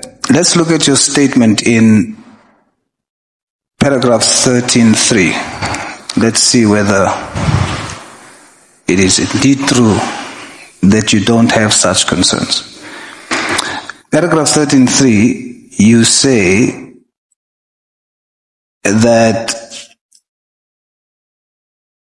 Lieutenant General Mkwanazi made a submission that he signed for 58.5 million rand. And then you say, at the time, the DNC responsible for policing was General Masimola, who is now the National Commissioner. And he signed, and General, is it Tumani that signed and wrote the recommendation, but you then raised the concern to say that there was 2 signatures missing, but it was submitted to your office, and you raised the concern. Is that correct? It's incorrect. I've never raised any concern about missing signatures. You raised the concern here. It's not a concern. I'm just articulating what was sitting on that submission. Okay, so are you saying that that request did not require the signatures of... It did. This is the record or the document that I do have. So I'm asking you, if it did require, if the normal process is that those signatures are required, is that correct for them to do? I did not raise any concern. The ultimate approval in terms of these expenses was done by the National Commissioner. From time to time, the operational environment, they evaluate these interventions, and they then are requested to put together either requests for funding or reports, progress reports to the National Commissioner. So okay. I did not raise any concern in terms of this. It's just a document that I'm indicating that where this matter comes from, because for the purposes of testimony, I was to focus on PKTT. So I'm outlining the order of events in terms of what happened, when, who said what. All right, so it wasn't wrong for them to do that. It wasn't wrong. There would have been reasons why those signatures were outstanding, but the ultimate approval was made by the National Was it wrong to submit to you without signatures or not? Documents must be signed by everyone. So it was wrong. For me, this is not raised as a concern. It's fine, but was it wrong? Now that it's here, I'm asking you what's before me. Was it wrong? Other signatures should have been found. So it was wrong. In terms of this document, if you put it that way, however, I want to emphasize that the allocation of funding to PKTT is approved by the accounting officer. Ultimately, the final allocation was approved by the accounting officer. Okay. So this is not raised as a concern. Okay. It is just explaining the order of events and where this PKTT comes from and the work that has been done and the discussions and the reports and a lot of documents that have gone Thank you, General. on in this regard. Let's move on to your letter dated the 29th of September 2020. Page 73.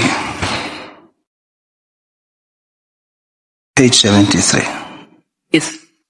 Paragraph 3. Are you there? 13.7. Well, I'm looking at your annexure bundle. Page 73. 73. Hey, Che, you must pause the clock. Next chair 73, I'm there. Are you there? I am, Chair. Okay. As section 3.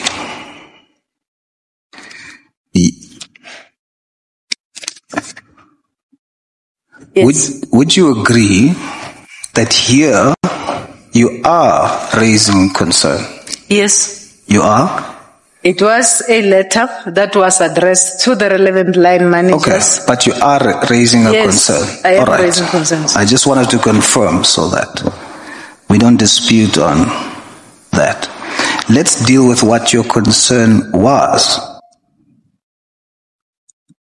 Number 1, you say overtime expenditure in the 2020-21 financial year is not visible against the project code. ORA should correct such for transparency purposes. Yes.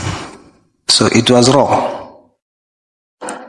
When projects and initiatives are put in place for purposes of reporting and transparency, I indicated that we create a project code and we expect all managers to then vest expenditure against that project code. Yes, they were wrong that for that particular period in terms of expenditure, that was not vested against that project code. So from a monitoring point of view and accountability, I could not see such.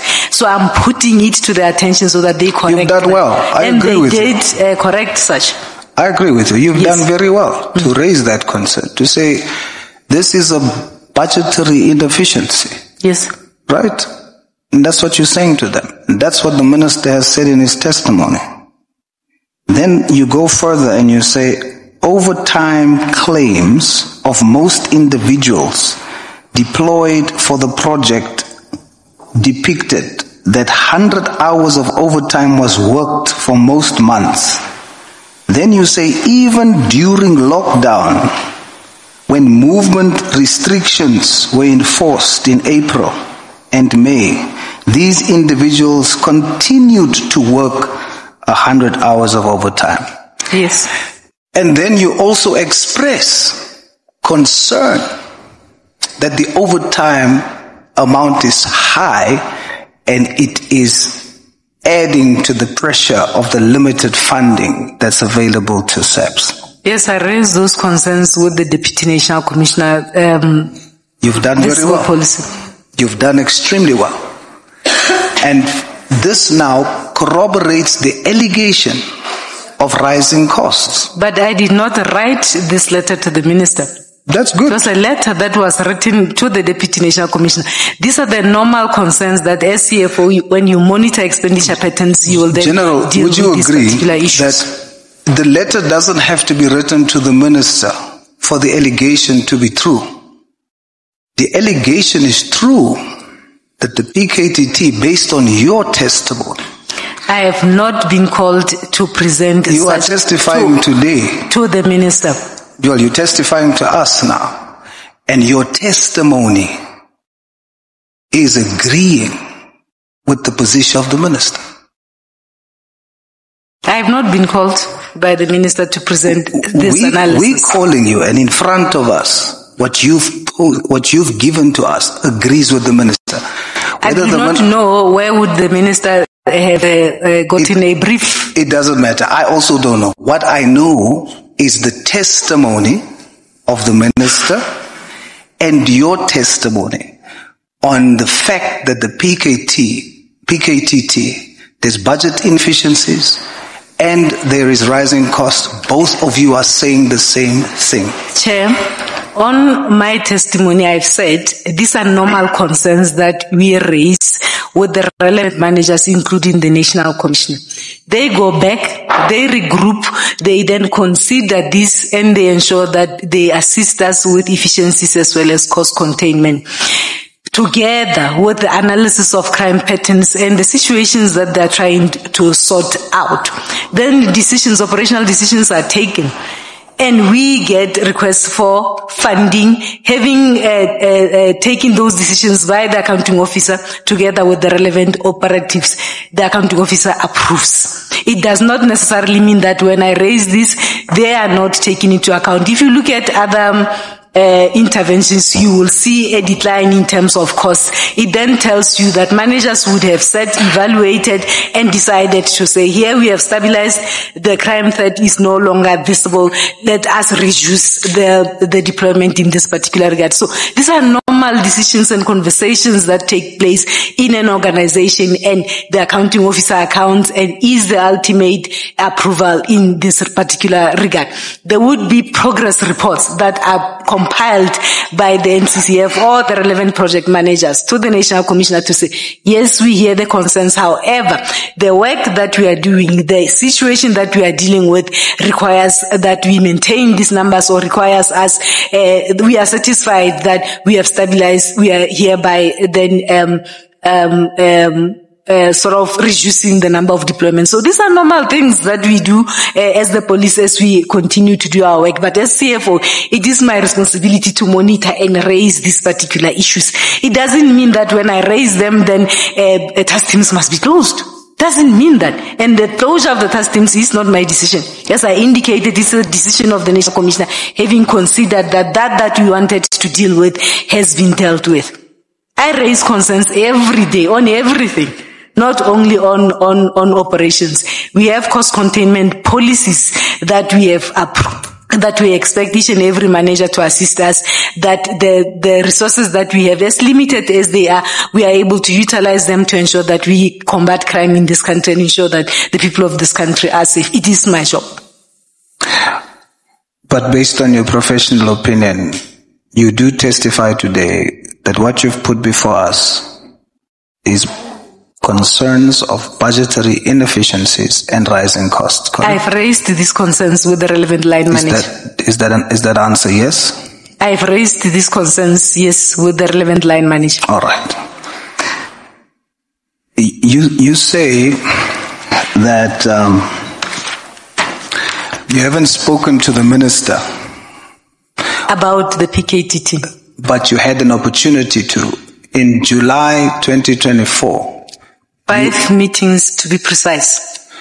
But in July 2024, you did a presentation to him. Yes. Correct? It was July, it was August, we had September, we also had June this year. Did you raise the issue of the PKTT with him? No. Could you have done so? If I was requested. Sorry? I would have been requested to do so. So he needed to request for you to talk about when it. Whereas, what was the purpose of the presentation? When we are called to go and orientate the executive authority, we don't go there on our own. It will be a meeting that is coordinated by ministry through the Office of the National Commissioner, and you will be told that we are having a meeting with the executive authority and this is the purpose of the meeting, and you ought to prepare a report in terms of these requirements. That is why we indicated that in the first report it was an introductory briefing to the minister. In the second report, it was financial matters pertaining to the police because the minister was new. We needed to orientate him. In the second briefing, then as and when you report, he will identify other indicators that he would want further information on. Issues, concerns such as issues that civil claims, issues of... Did he ask you to tell him that crime intelligence needs capacity? Yes. He asked you to tell you that? He asked you to tell you that? You Sorry? prepared the presentation. Sorry? In your presentation, you then go in detail in saying that crime intelligence needs to be capacitated. As I indicated... Now I'm asking you, based on that, in your presentation, did the minister, prior to you presenting, ask you to present on crime intelligence? You would go and present, Chair. Yes. As and when you present... So he didn't ask you? May I be allowed to conclude? It's just because of my time, General. You will be given indicators to say, we will have to have a follow-up meeting. These are the following indicators. I want you to touch on issues that talks to capacity. General Dimpane, you stop speaking.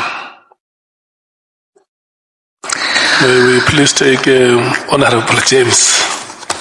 Thank you, Honorable Chair. Thank you, General.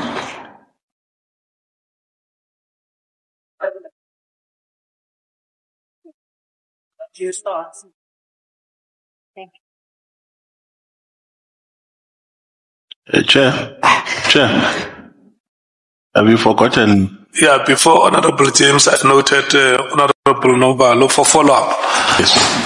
No, a follow-up question on Honorable James's first question. Well, on Honorable Saul's. My apologies. No, the question was to the CFO was whether she agrees or not with the concern of the minister, the budgetary concern. And the response was that, she doesn't know where the minister took that from, and she can't say she agrees or she doesn't with the minister. Now the question is, CFO, are you in terms of the statutory obligation, you are the custodian of the financial affairs of SAPS, correct? I'm appointed to assist the accounting officer to execute his responsibilities. No, in relation to financial issues. Yes. You are the custodian. So if I can come and say SAPS in its account as 100 rand, you have a responsibility.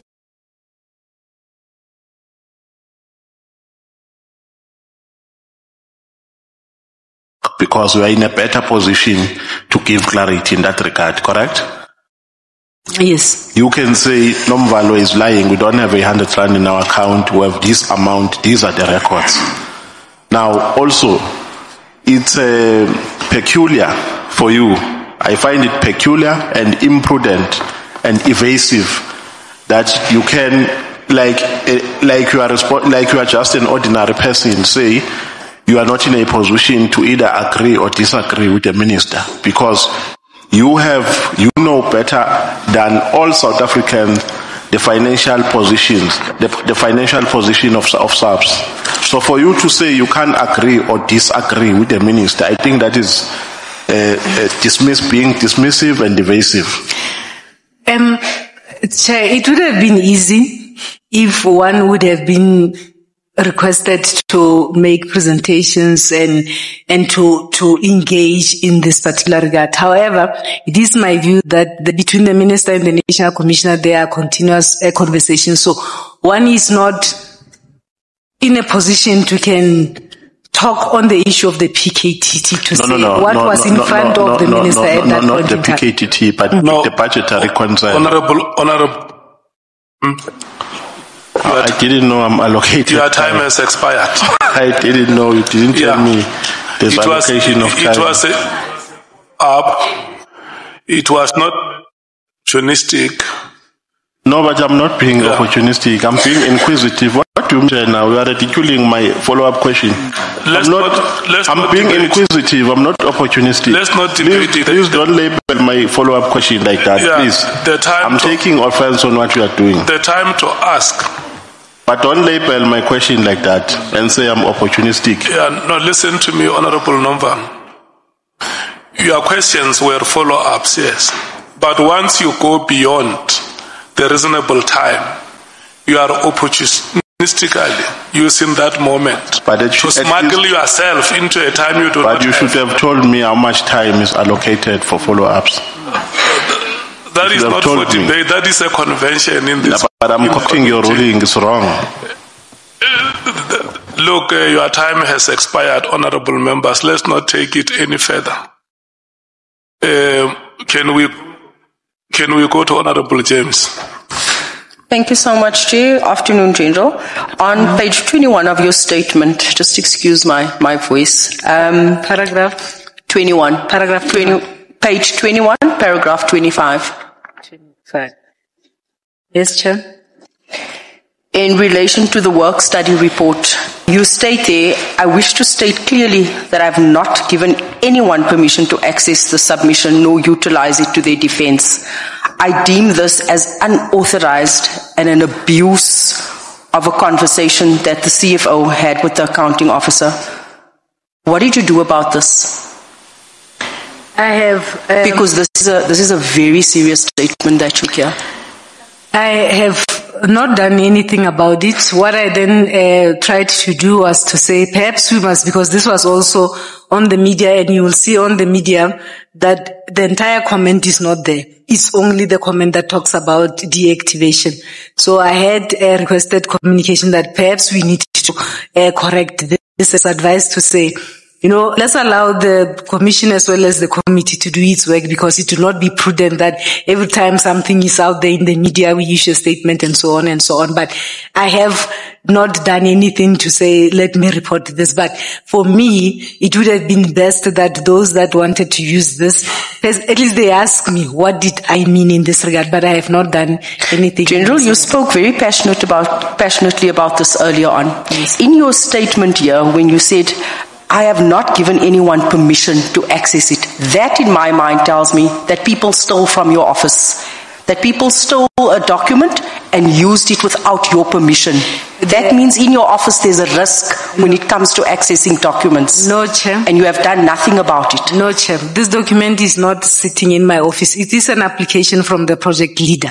It goes through the stages, as I indicated earlier, up until the approving authority approves, which is the National Commission, and then it goes back to its origin or to the author. What I do have a copy. So there's a likelihood that it is at NOCC or it is where it originated. So I am not the custodian of this particular document. What was just strange for me was that the document is used, and the comments that I have made, that I had only the conversation with the accounting officer, that without understanding the context of where I came from, people decided to utilize it. But I'm not the custodian. It goes back to the author of that submission. I remain with a copy. Thank you. Are you saying that the minister came here and he misled this committee? I'm not saying that. I'm saying the document was utilized and I was not aware in terms of that, because if I was aware, I could have explained the context of this. I was not aware that it will be utilized by himself, including General Sibia. General, Minister Becky appeared before the Parliament. He refuted the use of the word, the letter N, for national, in reference to the national PKTT, which Minister Nkunu repeatedly emphasized. More importantly, to your knowledge, was the PKTT, the establishment, national or provincial? Because which one of the two ministers were lying? Was it Minister Becky or Minister Nkunu? I've always known this team to be called PKTT. Though I had not participated in IMC meetings, but I've known it to be called PKTT. All right, so you are saying that Minister Nkunu again misled this House? I am not certain in terms of the NPK. General, you said earlier on that people don't take accountability for their actions, and we need you to speak truth today. I'm asking, did you think that the minister misled this house? I do not participate in the IMC structures. Can you conclude that part which you wanted to say before you answer the next question? I have always known this team to be called the PKTT. I do not participate in the IMC structures and all those structures that the project leader together with the National Commissioner would be participating. For the purposes of my function, which is to confirm funding, I have always known this team to be called PKTT. I cannot confirm to say the minister misled. Perhaps such discussions did take place elsewhere, but I cannot vouch for such. But General, you can confirm because you did the budget allocation. To the PKTT? Yes. So you can confirm whether it was provincial or national because you did the budget allocation, and when I look at your budget allocation, it speaks to all the areas within KZN only. So why are you saying you cannot confirm?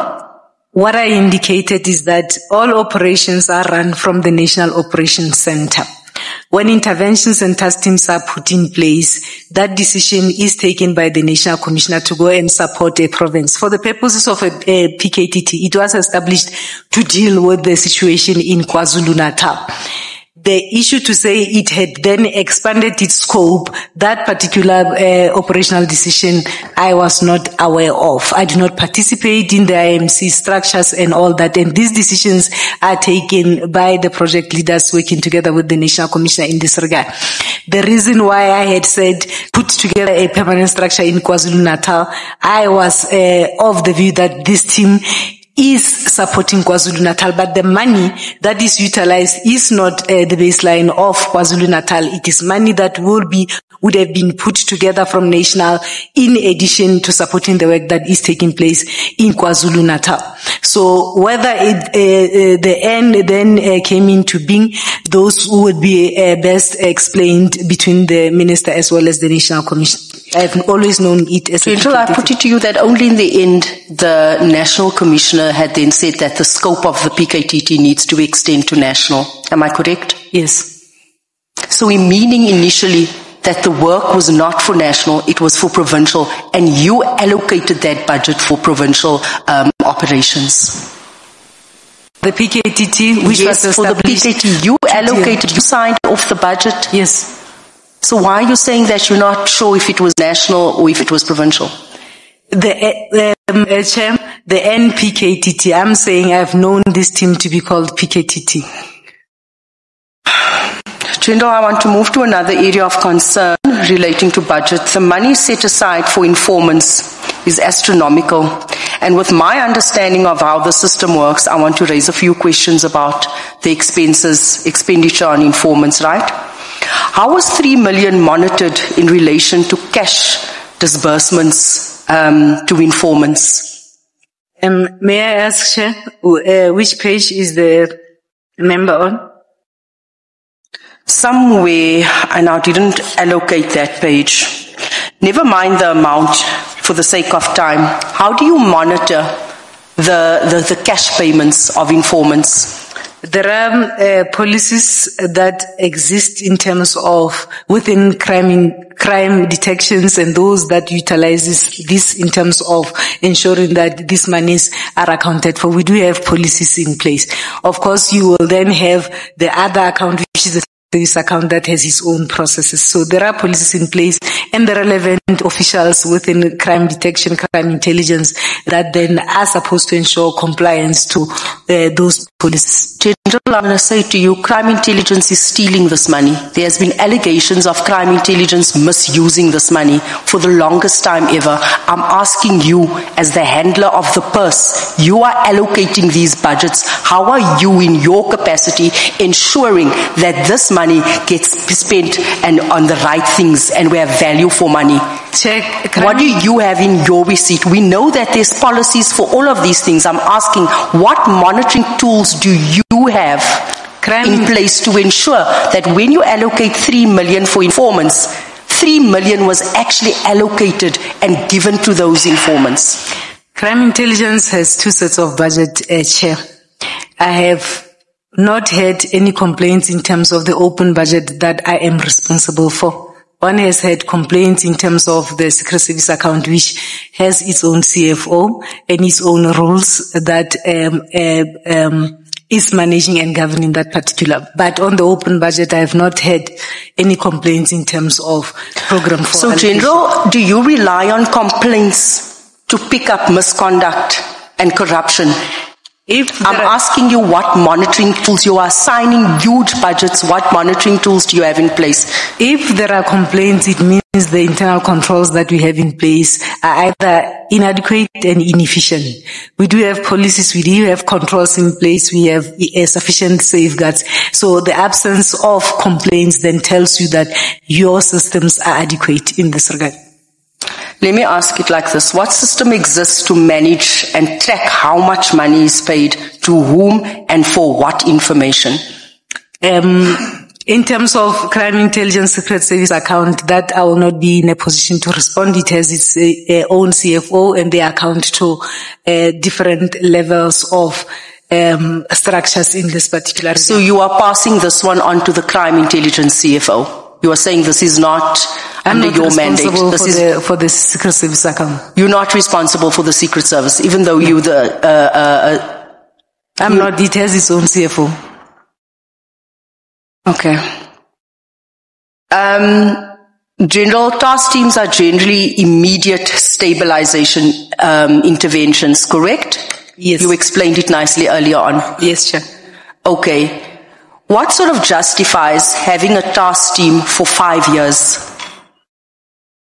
As I indicated, the operational teams together with the National Commissioner continuously conduct crime threat patterns, crime pattern analysis, and they take decisions to stabilize and to support provinces or any areas that remain stubborn. Some of the areas sometimes remain stubborn and they require these interventions. For me, as I indicated, my knowledge of a task team is that it is established for a specific purpose, for a specific period. If it becomes a little bit longer, then it means it is dealing with a permanent problem. That is why then, from a resource point of view, one would have advised to say, why is it that we are not putting this as a permanent structure so that we can resource it properly? Obviously, the operatives would have then done their crime patterns and analysis and taken decisions in terms of what is prevailing on the ground and those challenges that they are dealing with. My understanding is that investigations do take time. Certain investigations and investigators will have dockets that will go to court and take yes and so on and so on. But the operational environments are the ones that takes the ultimate operational decisions based on what they would have analyzed and what is on the table and the intelligence that they might have. I want to ask Operation Lockdown, Thunder, what has been the value for money for SAPS with this operation, which has shown blatant failures in the Western Cape? In fact, it has gotten worse, with a budget of almost 500 million being spent with little to show for it. Earlier, during the day on my testimony, I indicated that is a question that I'm interested in. In SAPS, we do not have a model that assesses the value for money in terms of operations. Sorry, General, you said that is a question you are interested in, meaning that you will continue to sign off on budgets without having a clear indication of whether the STARS team is being effective and whether there's value for money. No, Chair. That is why we have tasked our research environment to, one, conduct an impact study on all these operations. And my understanding is that they are done with Valamgodi intervention as well as the lockdown. But that impact assessment report has not been presented to anyone. Over and above that, then they are developing a value for money model for us. And that is as a result of a task that came directly from myself and my team, because we want to ensure that the investment that we make in terms of these interventions yield the necessary results. So we are in the process of finalizing this. There is a commitment that before the end of March, the value for money model would have been given to us, because we need support from that. But indication is that it's not easy. A lot of variables variables have to be taken into account. A lot of stakeholders have to be consulted in this particular regard. So it is an area that we are working on. One is interested to ensure that then the SAPS has a model that we can utilize to assess all these interventions and ultimately be able to give comfort that these interventions are value for money. General, 5 years of spending millions on various star schemes. Had it not been for General Mokonazi's press state conference, would you have embarked on developing a practice that will be able to determine the impact of these star schemes? We requested it in 2024 in October. In 2024. So prior to that, so every year for 5 years, you've been funding over 11 task teams. I have written to the relevant managers. You will see in some of the attachments that I've made as part and parcel of the concerns to say they must determine whether the threats still exist, what is the impact, what is the value for money in this particular regard. As I indicated, they will convene the operatives and do evaluations and take operational decisions approved by the accounting officer. I have raised these particular issues. Now, we need a model, Chair, that we can utilize. We don't have that model. That is why we took the initiative in 2024 in October, prior to the press conference of July 6. We have already taken initiatives and we look forward to that particular model that we can implement across the country to ensure that we are in a position to can assess and monitor this. Of course, the work of the police overall is measured in terms of the decline in crime trends. You will see the release of crime statistics, the work that the police continued to do, and the inroads that they continue to make in this regard. But that model, we're looking forward to it. It will assist the department to ensure that all these investments that we have made, we are able to give comfort that it is yielding the desired results. General, how far is that model and when is its due date to be rolled out? The head research has given a commitment that before the end of this financial year, that model will be ready. Thank you, Chair. Have you stopped speaking, General Dimpane? This was our last speaker during this session. It's which I'm not the last, I'm the second last. I'm saying during this session. This was our last speaker. Oh. Yeah. So we're going to take a break now and come back after 15 minutes. Yes.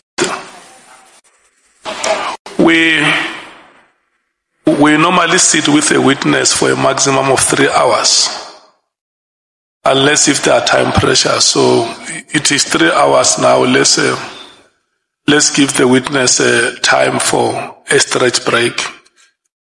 We will come back at 15 minutes past, at 5 minutes past 5. But Chair, are we going to make follow-up after the break? Thank you. There is nobody who will be denied time to speak in this committee. You know it's an established practice.